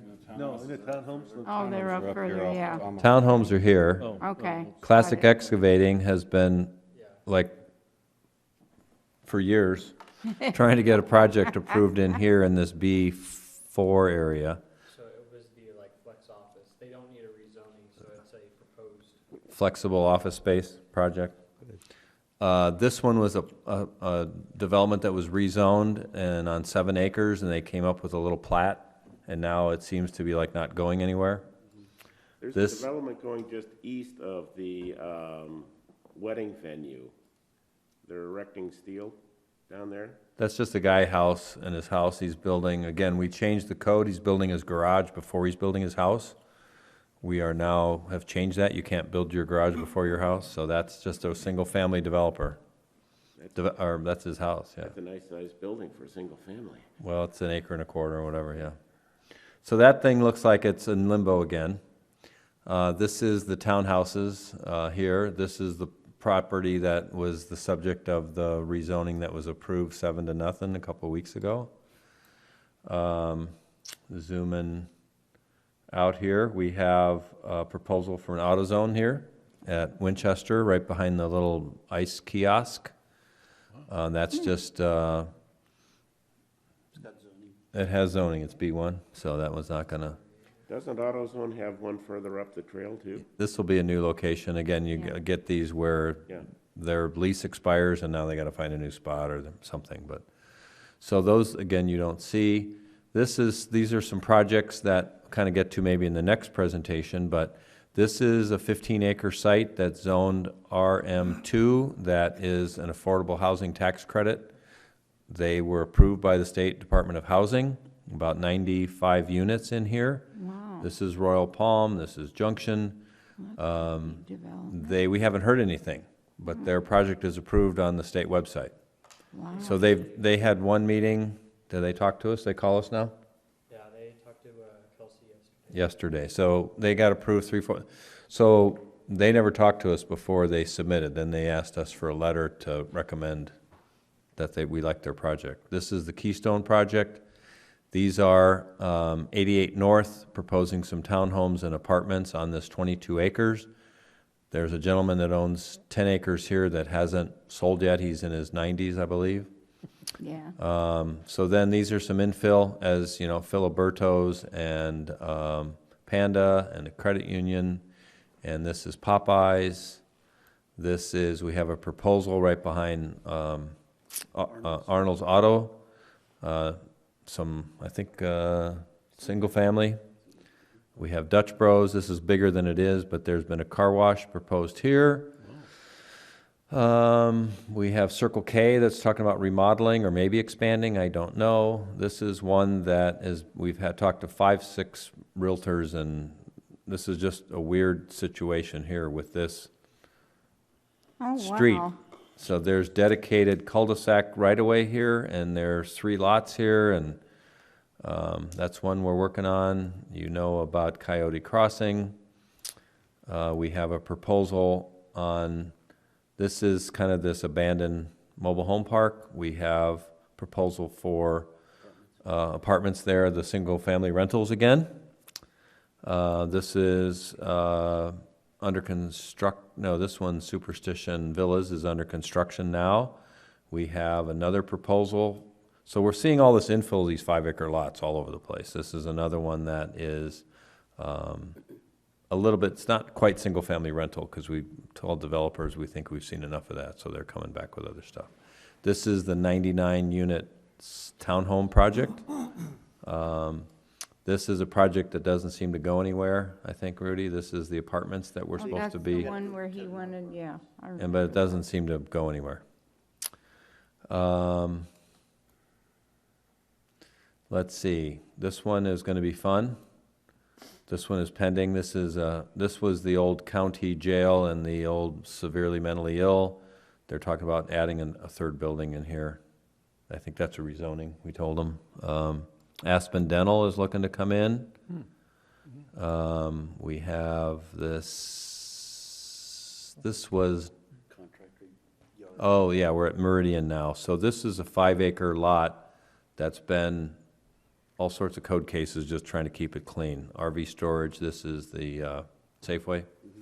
So they're talking about a contractor storage yard in here at Zone B5. Let's see. We have a proposal for, this is Ironwood and Broadway. This northeast corner had been rezoned. There's Whoa. gas station that's being proposed there. This one kind of died. This was the Masonic Lodge. Lodge. Right. And they couldn't find an architect, and it's just, I think we made their permit expire or whatever. I don't even know if we ever gave them a permit, but, let me zoom out. I think, That's a lot of growth. so there's a lot of stuff happening. We kind of lost it as we zoomed in, but I think that kind of covers everything. So I kind of wanted to give you that, there's a lot going on, there's a lot more coming, but it's going to come to an end because all these sites, this will be the last 10-acre site, you know, these things are just, they're filling in. So we're going to see in the next perhaps 3 to 5 years. I know the city has a long history of approving all these rezonings and then they never happen. Right. So we have a laundry list of projects down here that had approval for a project here. I think there was another townhome type project on this one. We had a proposal not too long ago for expansion of this RV park on this 5 acres. We told them no. They'll come back in some other form. We said single family would fit in. And the biggest sites we have left are the Thesmans, which has some floodplain issues, and the interchange. But that already has pre-approval for well over 400. It's like a manufactured home park, so we hope that they come back with something else. We have a conceptual plan approved. You have state land, a 120 acres here, a 160 here. You have the golf course that could, there's a long-term lease. You have the rest of this 60, 70 acres of this is going to fill in. This 40 is owned by Earnhardt family. We have a small project that's coming in. Whoops. What'd I do? It searched for something. Oh, I don't know. Stop.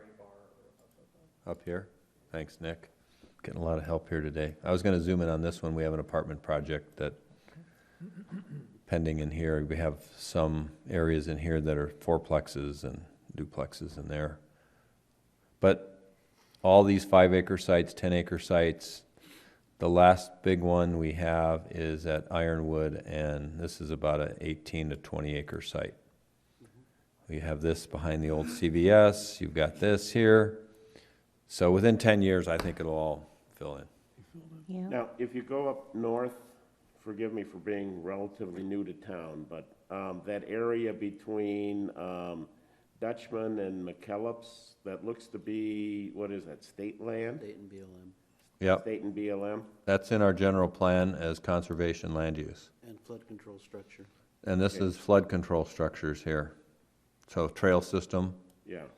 There's no sewer up here, and this continues, this connects to Maricopa County Park if you keep going off the map here, but this flood control structure. So in our general plan, we have this 6 miles and then down to Silly Mountain as our,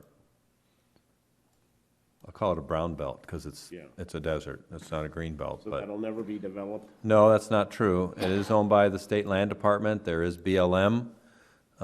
We have to have zoning on it, so we have to, when we put this in our general plan as conservation land use, we actually increase the density from, it used to be 1.25 acres. By state law, we had to have the density proposed as 1 acre lots. But in our general plan, we say, well, you say you have 100 acres, you could have 100 lots. We're saying, well, you got to put that 100 lots on 10 acres, and then you leave the 90. So we can't tell the state it could never be developed. The best way to secure it would be to buy it from the state, go to auction, get them to buy it. And some of it's BLM, so I'd have to pull up a different layer. Yeah. But in the land use plan, you'll see, and I don't know if we, but there's federal land in here, some of it which we lease and some we don't. So there's BLM and state land. And then that area north of McKellips is actually Maricopa County? No, it's Pinell County up until you get to the forest. Okay. So the Maricopa County line is actually, so that you have another mile up to McDowell. Anything north of McDowell is in Maricopa County. So that's unincorporated Pinellas. That's correct. So I just wanted to show you that we have this map viewer. This is available on the city website. I can go find the link if you want, but If you just go to the maps, you'll see it as one of the options there. Yes. I did it the other day. yep. So any questions about our story map of all our, lot of stuff happening? There's no way to get a description on those projects, right? There is, you can click on it. I could have done that. Probably hover over it or click on it, I guess. Yep, you hover over it, you click on it, and the case Oh, I see. person that's Yeah. assigned to it, it tells you the case number, zoning, acreage, project manager, Very Sydney, cool. which is probably now Kelsey. But, And, so on any one of these, you can, yeah. Okay, I don't know why Sydney's name comes up on all these, but they do. yeah. On Nick's on a couple I'm of, gonna check on Nick here. Let's see if yeah, Nick's he's here. up on the top. Nick, where's your stuff? Oh, I He's on didn't. Keystone. There we go. Nick, How often is this site updated? every time we get a case, usually generally monthly. So if we have what's called a PDR, where we're meeting with the developer, if they make a formal submittal, we'll put it on here. So if it's not been a formal submittal, we don't put stuff, people tire kicking and may or may not happen. So unless it's a formal submittal with a case number, it doesn't go on here. But the point of this is, again, I wanted to kind of show this area. We have, this project is already zoned. So this 15 acres of the dark brown is going to happen. It's 95 units. They're kind of 4-unit buildings. And that's- Again, in my mind, there could have been 2 phases for this. They could have had a higher density, and then 15 acres, to me, they could have, again, that's just me talking, you could have a few more units. So this one, we have 166, this says 95, same acreage. And so they could have had a phase 1, phase 2. But What is that going to be again? it's a low-income housing tax credit project. My understanding is it's senior housing. So it's a way, it's a competitive, it's a federal tax credit that gets reauthorized, through the feds, that folks that have money and they want to write off their money, these are 9% tax credits. So developers will come in, give a bid to the state. There could be 45 projects, and there's only tax credits available for like 20.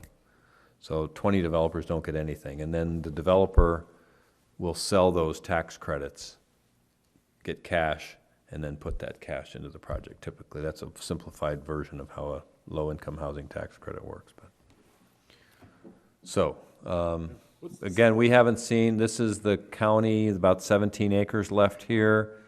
Again, I'll pull up on that other map, this area around the roundabout that has a mix of zoning, RSGR and B1.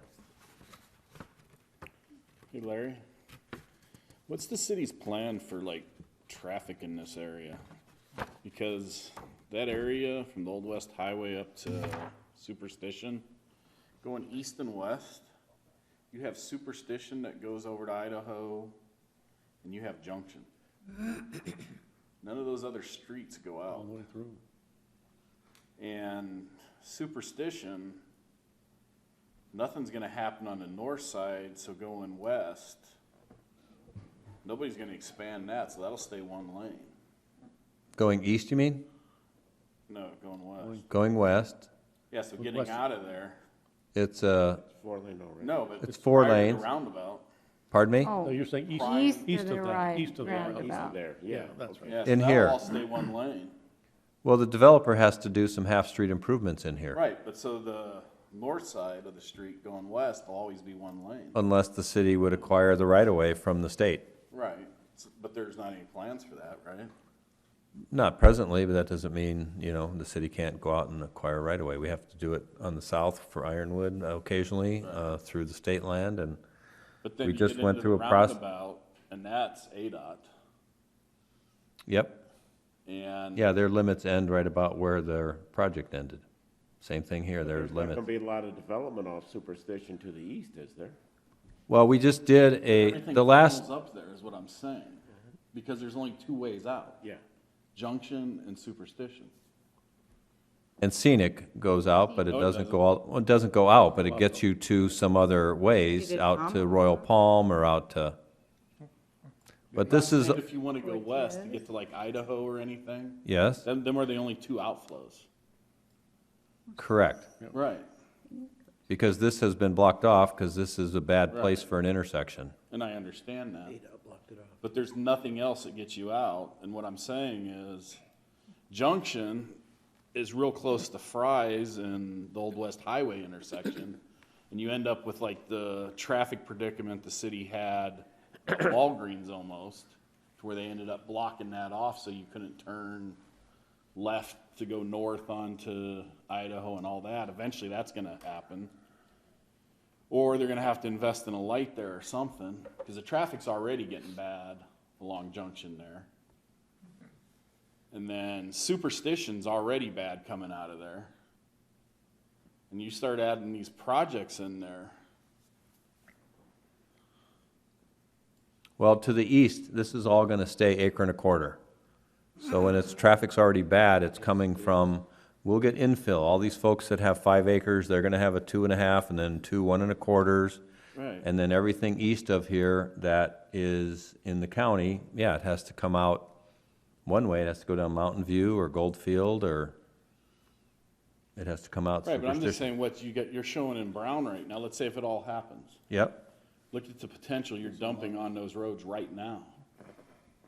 Well, there won't be a lot of traffic if this is senior housing. There won't be as much as perhaps apartments or townhomes, but they'll have to go through their own traffic study. These developers for sure will do a traffic study because it's ADOT. Right. And yes, there may have to be bigger intersection improvements at Junction and Idaho, just as for the Fry's, they had to do intersection improvements. They've created a couple crossovers over here. They had to widen this intersection out.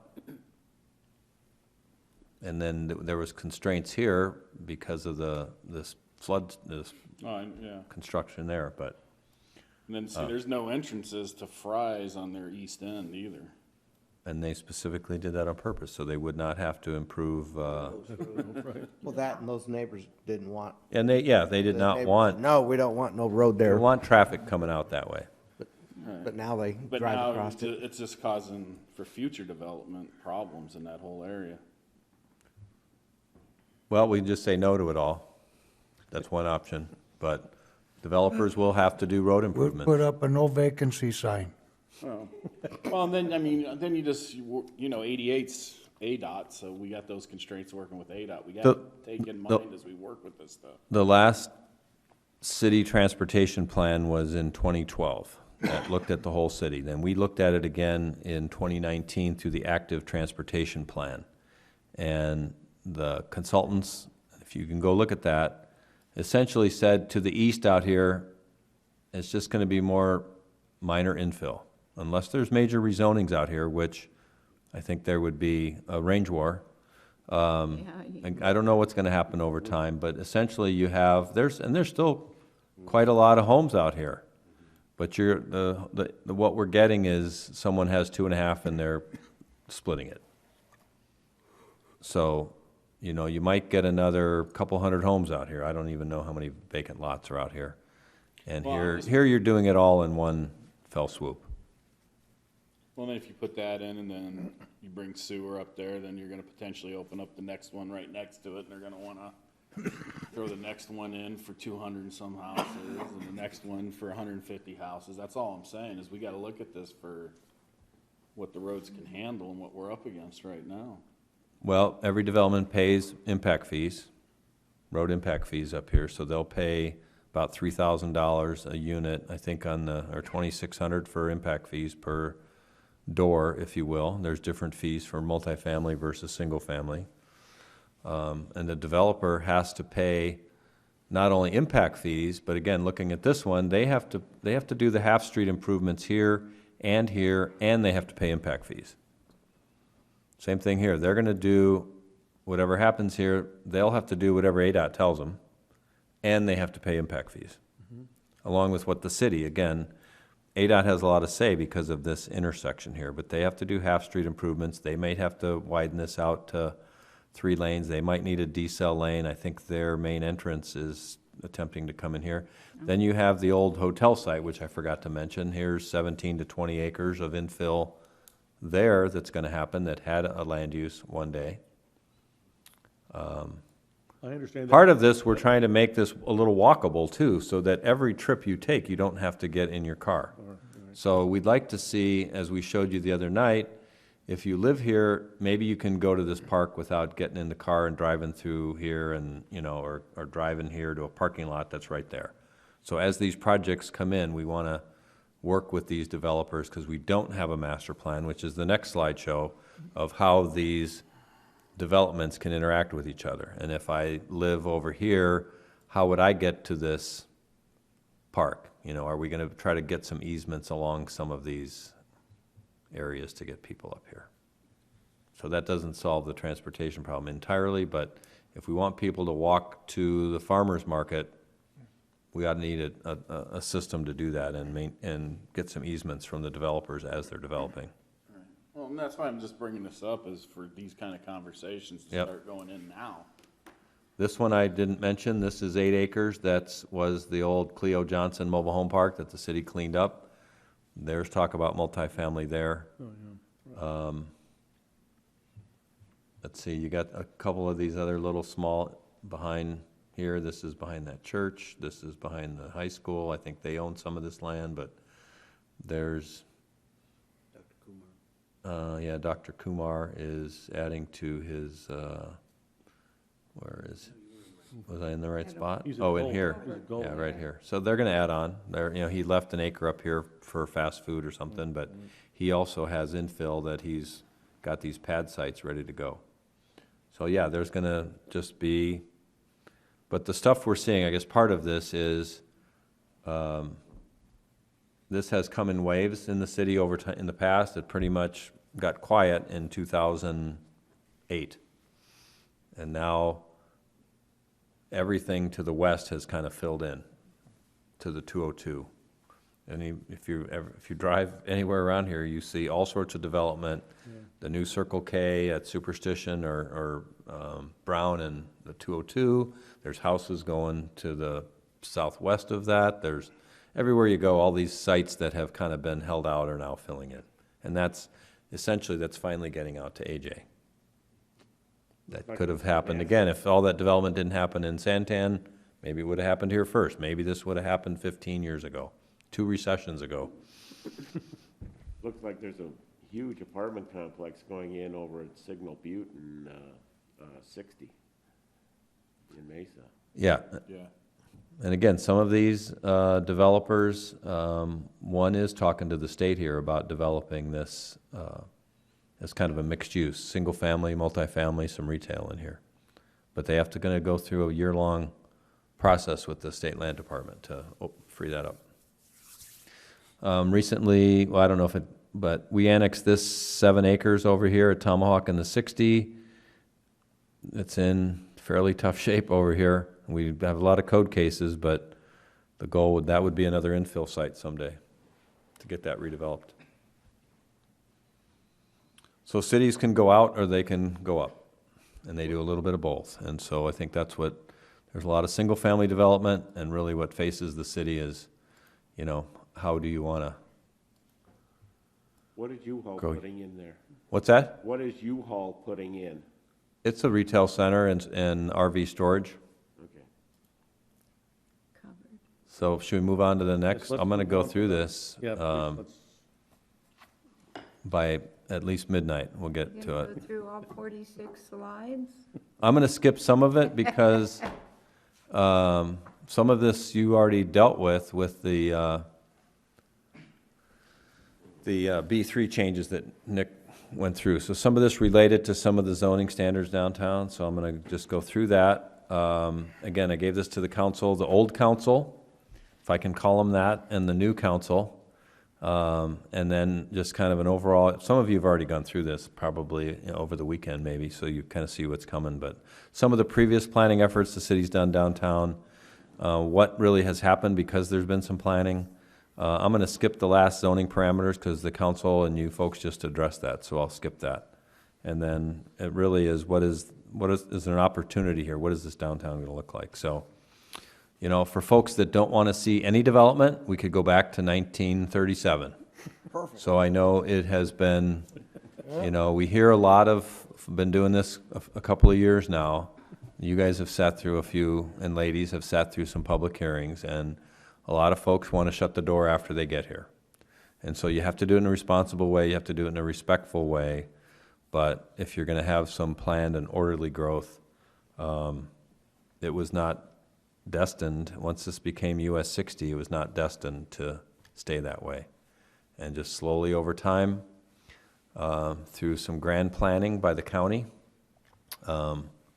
we have 125 manufactured home parks, mobile home parks, and some of this just haphazard. And again, part of this is the federal government.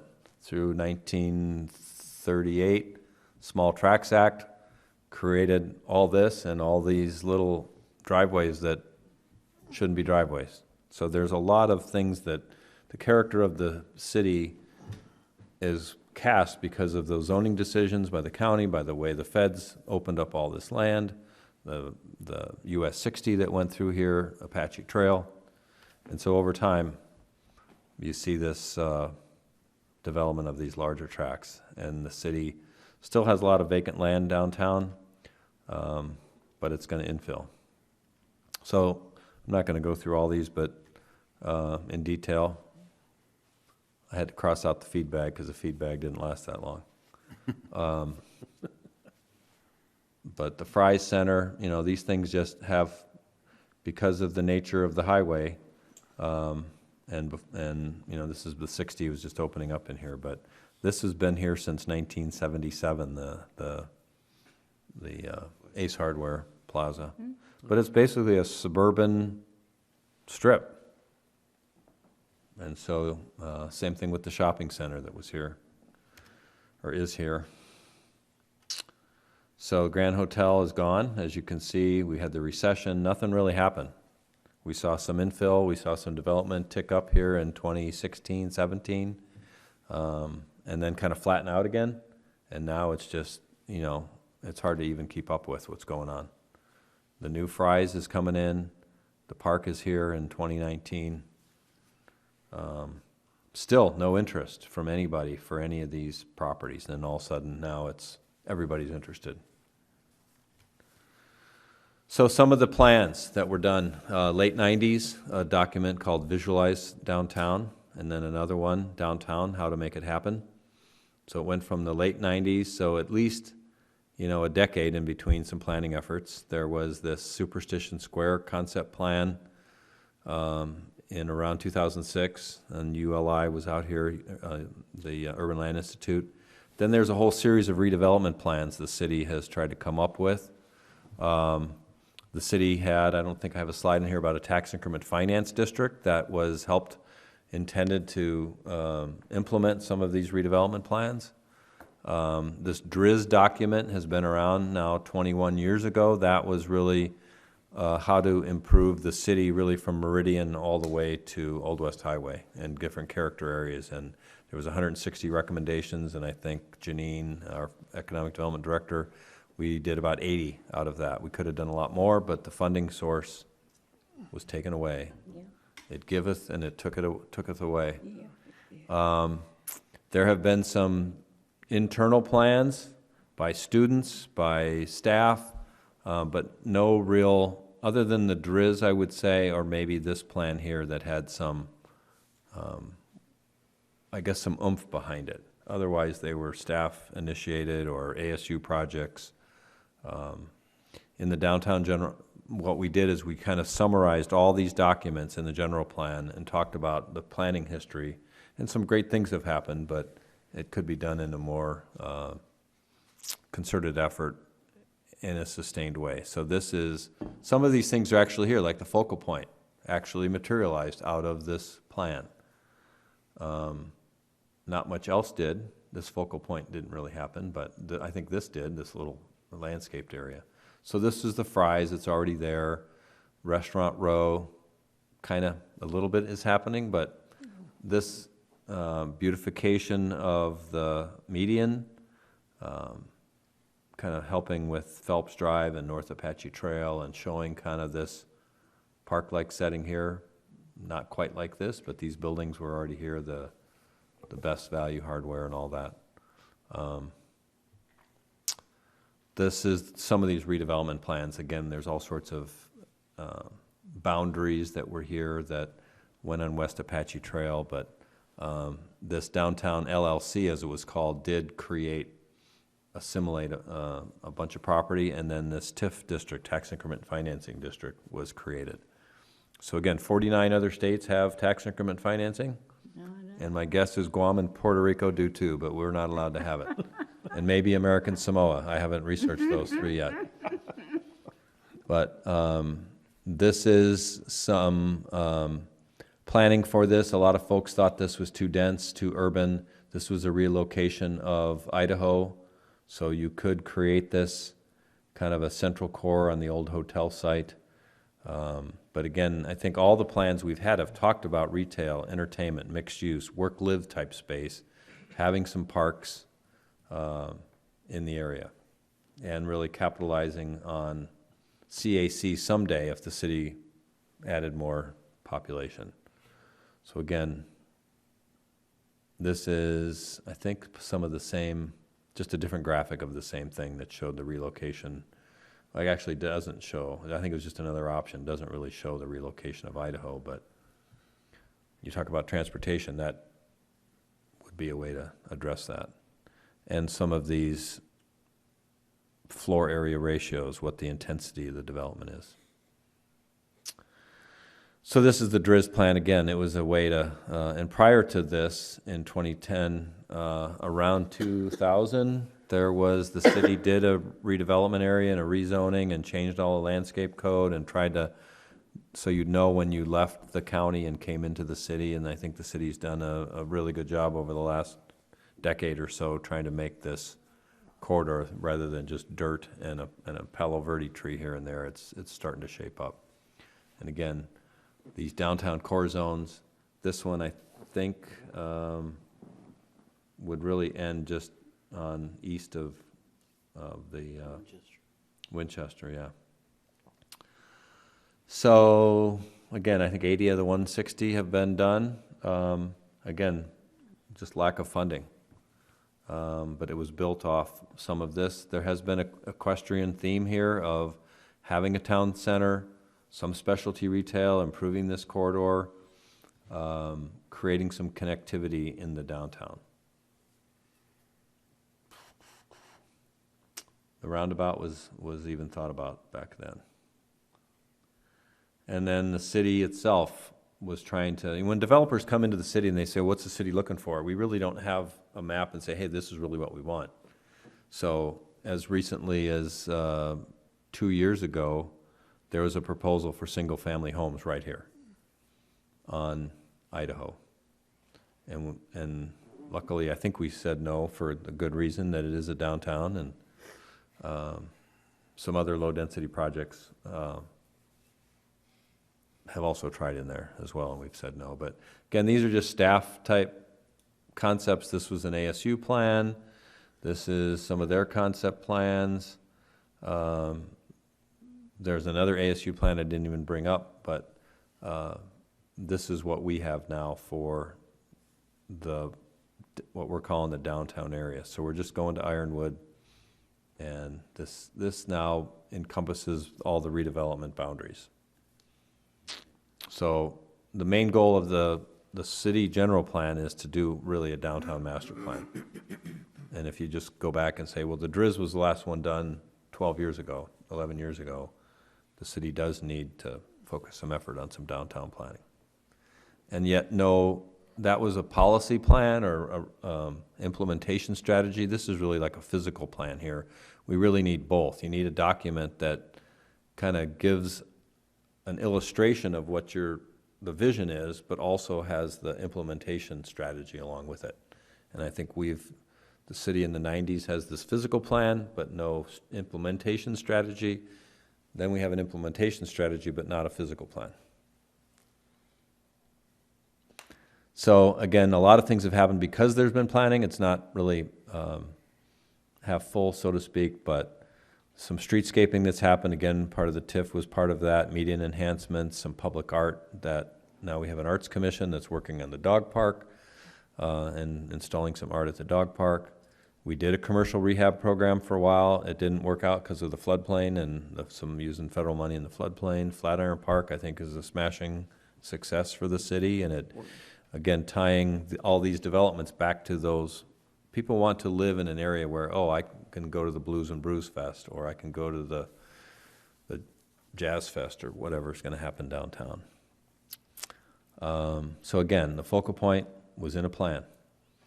This, I think, is, maybe by extension, was in a plan at some point.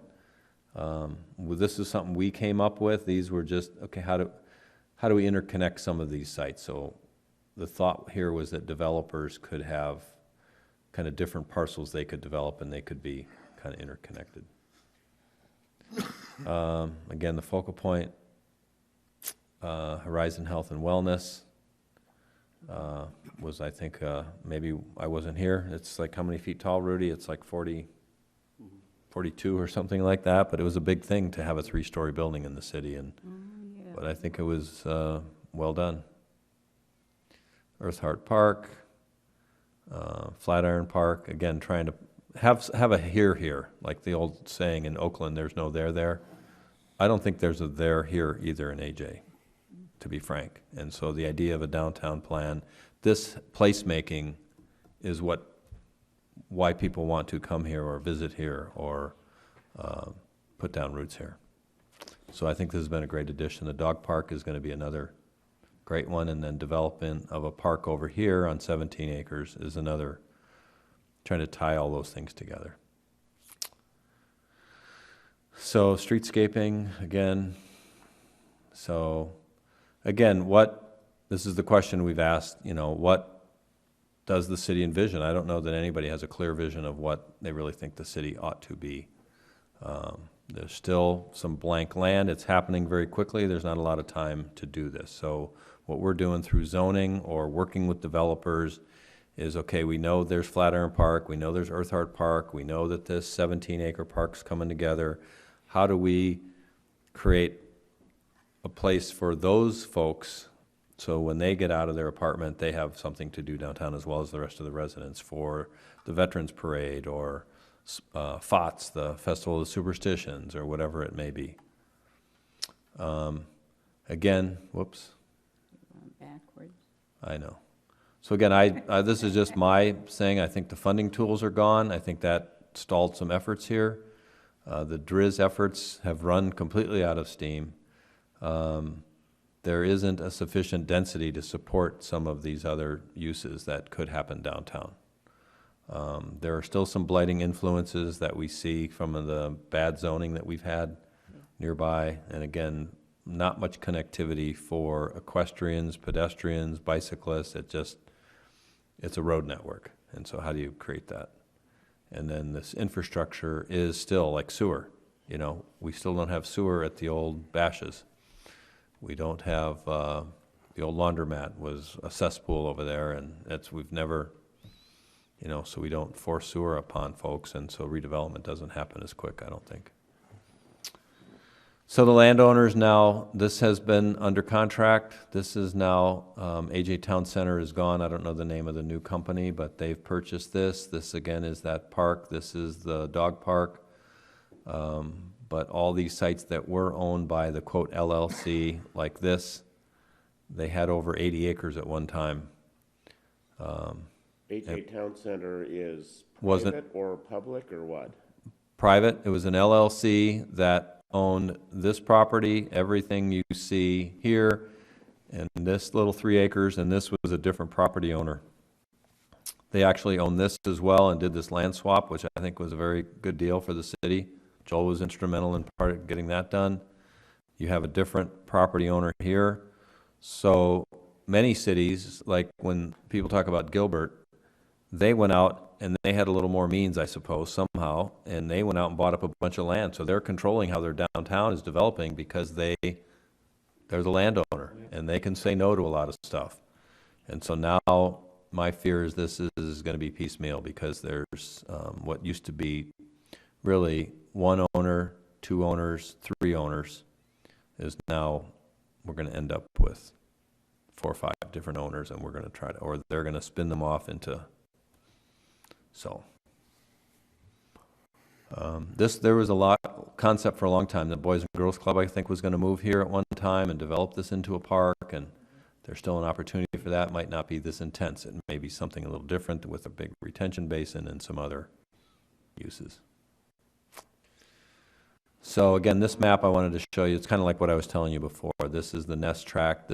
Everything in yellow was the LLC, WGG Partners, I think it was called, and maybe it is, that was another name for it, AJ Town Center. This is that 10 acres I showed you. It includes this blue, is this 15 acres. These 3 parcels now is what Keystone is. So when you look at this, these are the significant things that are development that's kind of already in the works. So again, my thing is the city needs a downtown plan. That's it. And I'm going to skip the rest of this. So again, the general plan called for it. Some other things we've already worked on, this B3 zoning. We're working on updating the zoning code where we want to have design standards instead of guidelines. And then this seems to be in the works with the county to create a park there. So, and then I'm going to skip the zoning thing. So, all right. Wow. Very good. Questions, comments, concerns? So how do we get a master plan? Well, the city did put in $50,000 in the budget, in our operating budget. That doesn't get you very far, so I'm trying to work on ways to see if we can get that up there a little bit. The zoning code is another one. I think we have $100,000 for that. We'd like to do, I think if we worked with a consultant, we could probably do a lot of that in-house. I think the skill is here with Rudy and Sydney, Nick, Kelsey. You've all seen them do ordinances now. There's a lot of things we can do, and then you bring in consultants for things that maybe need a little bit more. Like I think we worked on the sign code 5 years ago, and I think I gave up. It's just a nasty thing. Maybe we get the consultant for that. There's some group home stuff that City of Phoenix is doing now, and maybe we just tap into some of that. Design standards, we can work with a consultant, and Sydney and Rudy are interested in those. So we have about 150. I was going to show you in a second here, kind of our org chart, and we have some vacancies right now because we kind of staffed up for the state land. We haven't filled them, and so maybe we can expend some funds from, we got 4 or 5 vacancies that are budgeted but not spent, and there might be some money to do something. I think the city needs to do something on a grand scale. So you showed us all these potential developments that are going in this area, and they kind of fit maybe sort of into I don't know what you would call it. There's the implementation and the zoning.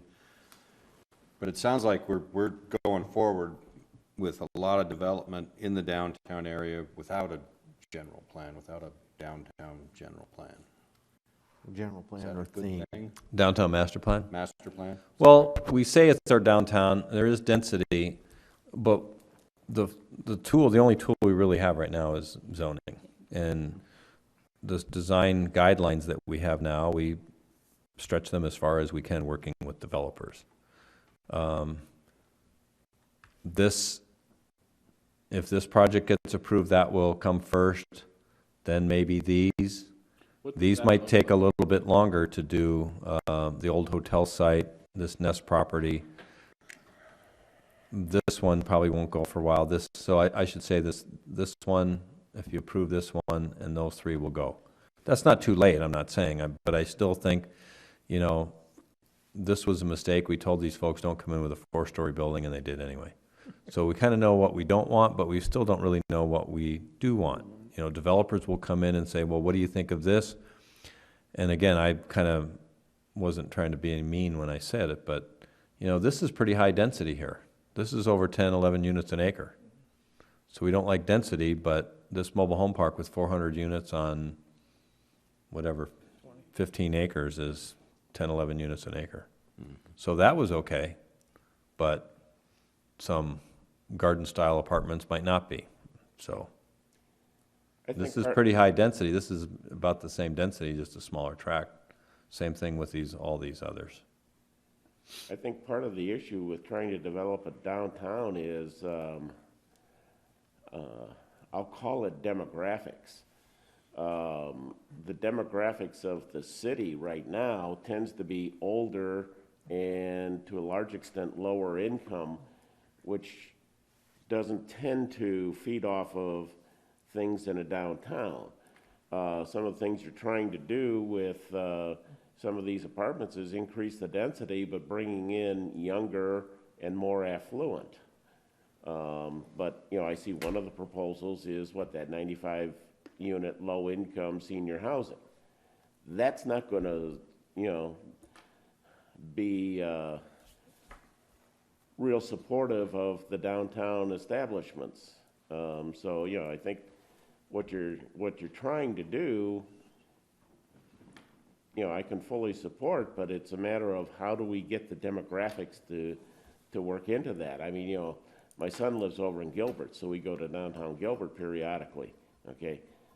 That population is, 30 years younger than out here. And I think that's the challenge that you have in developing a downtown. And some of this we'll see, again, this doesn't play out overnight. I mean, Gilbert is a 30-year overnight success. Yeah. Chandler is coming into its own as well, and Chandler's been around, much longer, and they've had 40, 50 years. Where I grew up in downtown Scottsdale, that was a blacksmith shop, and that's all there was there in 1960. And so now there's 18-story condos, and now some people are pushing way back on their density, but that was just a little tourist thing with Fifth Avenue shops, but now that's kind of reformed. Well, look at Mesa. They've Yeah, tried, Mesa. 3 times to get a downtown? Yeah. Took them 50 years to reach the point they are now. And the light rail has helped, and a convention center, and it's a long-term strategy. So yes, getting back to your point, Jesse, is some of these projects I think can happen, should happen, because they'll add to the overall mix, but it's that other theme or placemaking that make people want to come here. So it is having a farmer's market you can walk to and support that, and having Friday Night Live event or whatever it might be, that there's a lot the city can do, but I guess it's not too late. I think you'll see redevelopment. I think you'll someday see the redevelopment of the old AJ's Plaza, and so what could go in there. Larry, Yeah. do you foresee the mobile home parks going bye-bye 20, 30 years from now?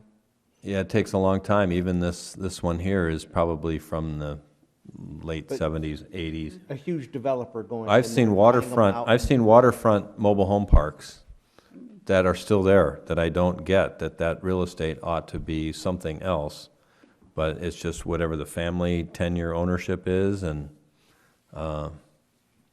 these things do change over, and they'll go by. We've had the one right here, I think they bought 5 or 6 of them under that umbrella, so it's another 30, 40 years, I think, before they go away. And so that, again, I'd say that when a development goes in, it can be there for, 100 years. It ought to be. That's the type of decision-making that we're making. Larry, what's going in like north of the Fries there along Idaho? What is that looking like? North of the Fries. Right there, yeah. Yeah, that's the 2 developments. That's another development. Yeah, I think some townhomes and some apartments. That's about all I Because I know at one point I can heard say. like maybe a mixed use. I think there's been a half a dozen or more developers here, and they'll all say, or they had said, there's no market out here that you can go to a lender or a equity partner and say, oh yeah, here's an example of comps. There are no comps out here that people can use to say, oh yeah, we can get these kind of rents, or we can get. So the first one, so what's safe right now is all this single-family rental. and that's why we got 5 or 6 of them. And the developers will build what they can get financed or they think is safe. So this other project, they'll be the first, that'll be some higher density, still probably in the order of 3 stories. But originally, you know, we wanted more urban character to that on Scenic and have like a hard corner here with some, you know, maybe an office downstairs and apartments up above or something like that. That was a little more, and again, even the architecture, what is the AJ architecture we're looking for? Is it Old West? Is it Santa Fe? Is Old it, West you know? Santa Fe, yeah. Well, we're not seeing it. It's like the city doesn't have standards, they have guidelines. So you make Harley Davidson do it, but we didn't make the Fry's do it. So it just falls apart when you don't have guns and you stick to your guns, because all we have is guidelines, and believe me, Rudy has done 150% to try to get out of these folks of what they do, and then ultimately you can only go so far, and they'll just say, well, it just says guidelines. But it's worked in a lot of places. It's talked a lot of folks in, but there hasn't been, you know, Rudy's the one person that's held the place together in terms of trying to get that high quality, from developers, is pushing the quality. But he'll also tell you that the council waffled. So when the council did the Meridian Road thing, and then the first guy that came in and complained about the landscape standards, the council watered down the landscape standards. I know you didn't vote for it, but No, I didn't. but I'm saying that's just the nature of local government and elected folks, and someone comes in, and so when you have, it has to be a community vision for what the downtown ought to be, and it's not too late. These projects are likely going to happen, but it's not too late to get going as fast as you can. But even just to do this downtown master plan, you really should spend 12 months on it. It's not something you can't just say, oh, here it is. And it shouldn't be longer than 15 months or 18 months, because then nobody will come to the meetings anymore. So you gotta get people's attention. It's got to be high quality, and once it's adopted, you have to have something you can implement and stick to it. So when do we expect to see that? When do we expect to see that? Well, again, we got to scrape up the money and get an RFP out the door and go through interviews and hire consultants. And right now we got 4 RFQs and Ps. I keep hearing we needs, and those are excuses. Well, I don't know what to tell you, Dirk. We just spent the last year working every weekend on 30,000 unit development. So that's I'll take that No, I excuse agree, any day. but this has been an ongoing issue for almost 30 years. Yeah, you have to look back at the council, I suppose, or they've had downtown plans. But again, the city was aggressive. They created a TIF district along with another city. I think that was very proactive. And then the state said, no, you can't do it. And then you had a judge. They were proactive in creating it, but the whole court case was the city didn't go out and borrow a bunch of money and implement the plan. If the city had a bunch of 20-year debt, the judge would have said, yep, keep the payments, because the city went out and borrowed all this money. That was the heart of the appeals case, where the judge said, well, the city wasn't out on GO bonds, so yeah, go ahead. You don't have to give the city any money. Same thing happened. I don't know what the exact case was, Casa Grande, but I think that was proactive of the city to create a TIF district. There was some impetus behind implementing something. So it's not, the city hasn't, but I'm just saying it's not too late, and you need to do it carefully, and it's not something you do overnight and just say, oh, here's the plan. That's why we put it in the general plan. That's why we did, my department asked for 50,000. Maybe we should have asked for 200, but that's what we got. That's what we have to work with, and it needs to have community, and needs your support, it needs the council support. But mostly, the council will, ultimately implement it. They pass the budget every year if there's implementation to do. There's been discussions of a different funding source. So we have sales tax. Do we peel off a piece of the construction sales tax and try to put it in here? The city has been pretty lean over the last, since 2009. So, anyway, I just wanted to give you the context. As these projects are coming in, you're going to see, you have one in front of you. They're going to come back in 50 days with a proposal, and then you can make your recommendation to the council. These other ones are going to come in. And again, I can just, in the meantime, letting you know that, you know, we're trying to have at least some vision of connectivity to make sure if someone lives in an apartment, they can get over to Flatiron Park or Earthheart Park or the dog park, or that's what's going to have this. To me, that's kind of the only fabric you have. So like if Florence has a downtown, this is just a crossroads. And so what can you do out of it? And they've had some efforts with their Main Street program that's gone up and down, and it's just how communities evolve. So that, to me, the key ingredient, I was just going to say, just add water. Like you can take a Arizona Canal and call it a Riverwalk. That's not here, but at least you can take these 4 parks that are going to be in the downtown and kind of build a framework off of that.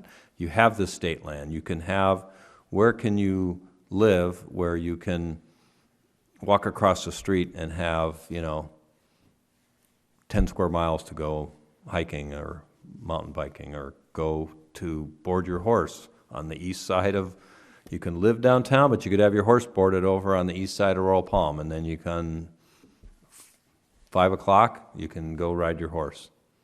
See, that's the type of thing that would drive some of this to me. All right, thank you, Larry, appreciate that, very, very informative. So, moving on, information reports, the chair has no information or reports. Director's report, Larry, anything else? Well, the only good news is I am leaving in February. Oh, that's not I'm going to work my tail off till then. I did want to pass this out. This is where the money can come from a downtown plan. We have budgeted 3 building inspectors we don't need for a while. We have a grant writer. We put it in there because I thought we might help the police department with that. I haven't talked to the chief. Maybe there's there's at least 5 positions here. This is now a 32-person department. And maybe there's enough money out of all this vacant staff to go do. But like I said, I was trying to say, we have 4 RFQs I'm trying to get out the door right now. Rewriting the zoning code, the first piece of art for the dog park, trying to hire an engineer to review all these mountains of plans that are coming in here, and a downtown master plan. So they all take various iterations of, you know, once you get a document, you got to kind of, but then there's the procurement process and all that. So those are 4 major projects that the city needs to move forward on. When are they going to start development on the auction property? The auction property, they've already started. I mean, they're already clearing and grubbing, and we have grading plans in, and they're telling us that, you know, they've already submitted plans for the sewer mains, lift stations. They have, they've submitted, D.R. Horton submitted their mass grading plan and their drainage report, and that's what I'm saying. I'm on 4 recruitments trying to hire an engineer. So, and we have so we went out and hired an engineering firm to do some of the early plan review. But we're going to need 1 or 2 third-party engineers to review this stuff, along with like a project manager on the engineering side to oversee this. Because what we're doing, the change we're making, is typically all these developments would be reviewed by Emil, the city engineer, and Sam in our office. What we're talking about down there is just all the review happens in our department, so we're not splitting up who does the on-site development versus the public roads, and you're sending stuff to 2 different engineers. This is all under one roof. So again, we're trying to make an effort to get that launched, but equally, if not more important, is the rest of the city. You know, it would be nice to have a place for these residents to come up to and say, yeah, I'm happy to be a resident of AJ. AJ's better than Gilbert. Our downtown is, you know, quit going to Gilbert and Chandler because AJ's downtown is much cooler. So these folks deserve a downtown. Everybody that lives here deserves a downtown. So yeah, I think we can, you know, the city manager has been very flexible in terms of, you know, this, and I think we have some ideas of putting some money together for the downtown plan. And again, we might need another 50,000 for the zoning code if we want to get it, put some horsepower behind it, because we have a lot of other stuff going on. There's 1,000 or more housing units that Nick and Kelsey and Rudy are working on in addition to the 10,000 housing units. So I think we're small but pretty powerful, our group here. Let me just say. Very proud of them. Let me just say that, you know, I when we first took on that development to the south, I don't know what we're calling it, not call it the annexed land, but, you know, I was concerned that the developer would run away with some stuff, and I was extremely impressed with how well the planning department has handled that. I think we got a lot out of the developer on that.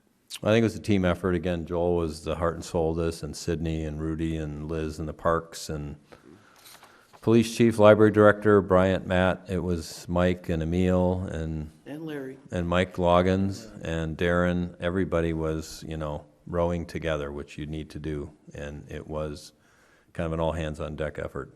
But it's just kind of, continues. I mean, there's no time to take a breath. So that's why I'm saying we got to staff up. And Dave's the building official.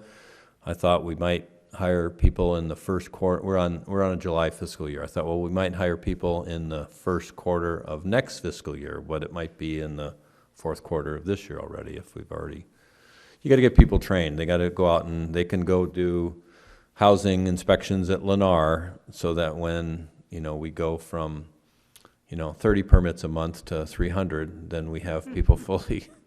They've already been out, you know, working with existing inspectors and kind of get to know our system. So we're going to probably accelerate the hiring of a couple. We did bring on one building inspector. We've added a permit tech. We've added an assistant building official, if you will. Adrian, you see him on the list.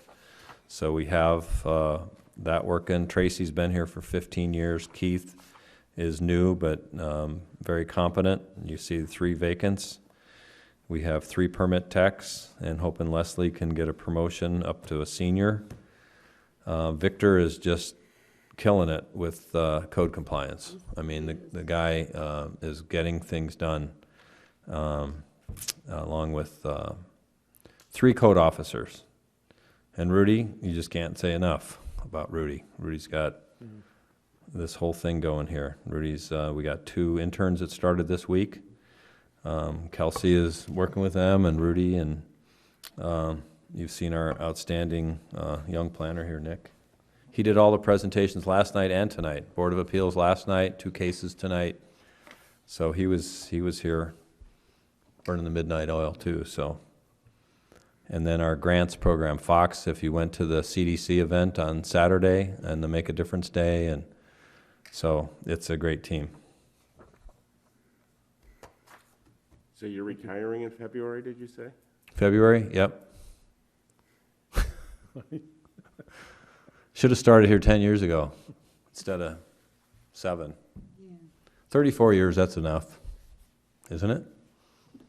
Don't look at me. Public sector, you know how many of these meetings I've been to? Rudy, how many of these meetings you've been to over 32 years? That's thousands that I've. Yeah. Joel does the same thing. So people don't understand that when you take this on, you're doing plan commission, council, committees. We're now doing the arts board. I mean, so thousands of these evening meetings. You guys just do it for volunteer. We're getting paid big bucks right now, aren't we, Rudy? Big dollars. I knew that was a draw, wasn't it? We get time and a half after 6 o'clock. Yeah, right. Well, we appreciate all of your help and helping us work through any number of challenges we have here. We appreciate that. So.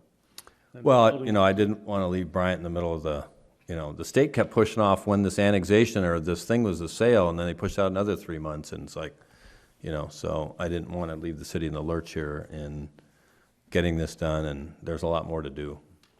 But whoever she is, the next director, she's going to be great. Right, Robin? And Rudy, I keep saying this, he's only trained 9 directors. He's only got room for one more. And he was the director himself, and he has done an outstanding job for the city. Okay, thank you. All right, well, maybe we should probably end the meeting here. So why don't we come up with some selection of meeting dates, times, locations? Yeah, I got that. We need to Chair? Commissioner, I can read it. oh, please, read it. Please. Move that the Planning and Zoning Commission hold a regular meeting on October 26, 2021, at 7 p.m. in the City Council chambers located at 300 East Superstition Boulevard. In the event there are no items to be brought forward to the commission, these meetings may be canceled. Notification of cancellation properly posted, and the commission notified by staff. Second. Good, thank you. I have a motion. Second? Second. Roll call. Rudy? Vice Chair Hanchey, Yes. Chairman Heck, Yes. Commissioner Cross, Yes. Commissioner Gage, Yes. Commissioner Barker, Commissioner Begeman, Yes. Commissioner Cantwell. Yes. So moved, Mr. Chairman. Very good. Thank you, everyone, and meeting is adjourned.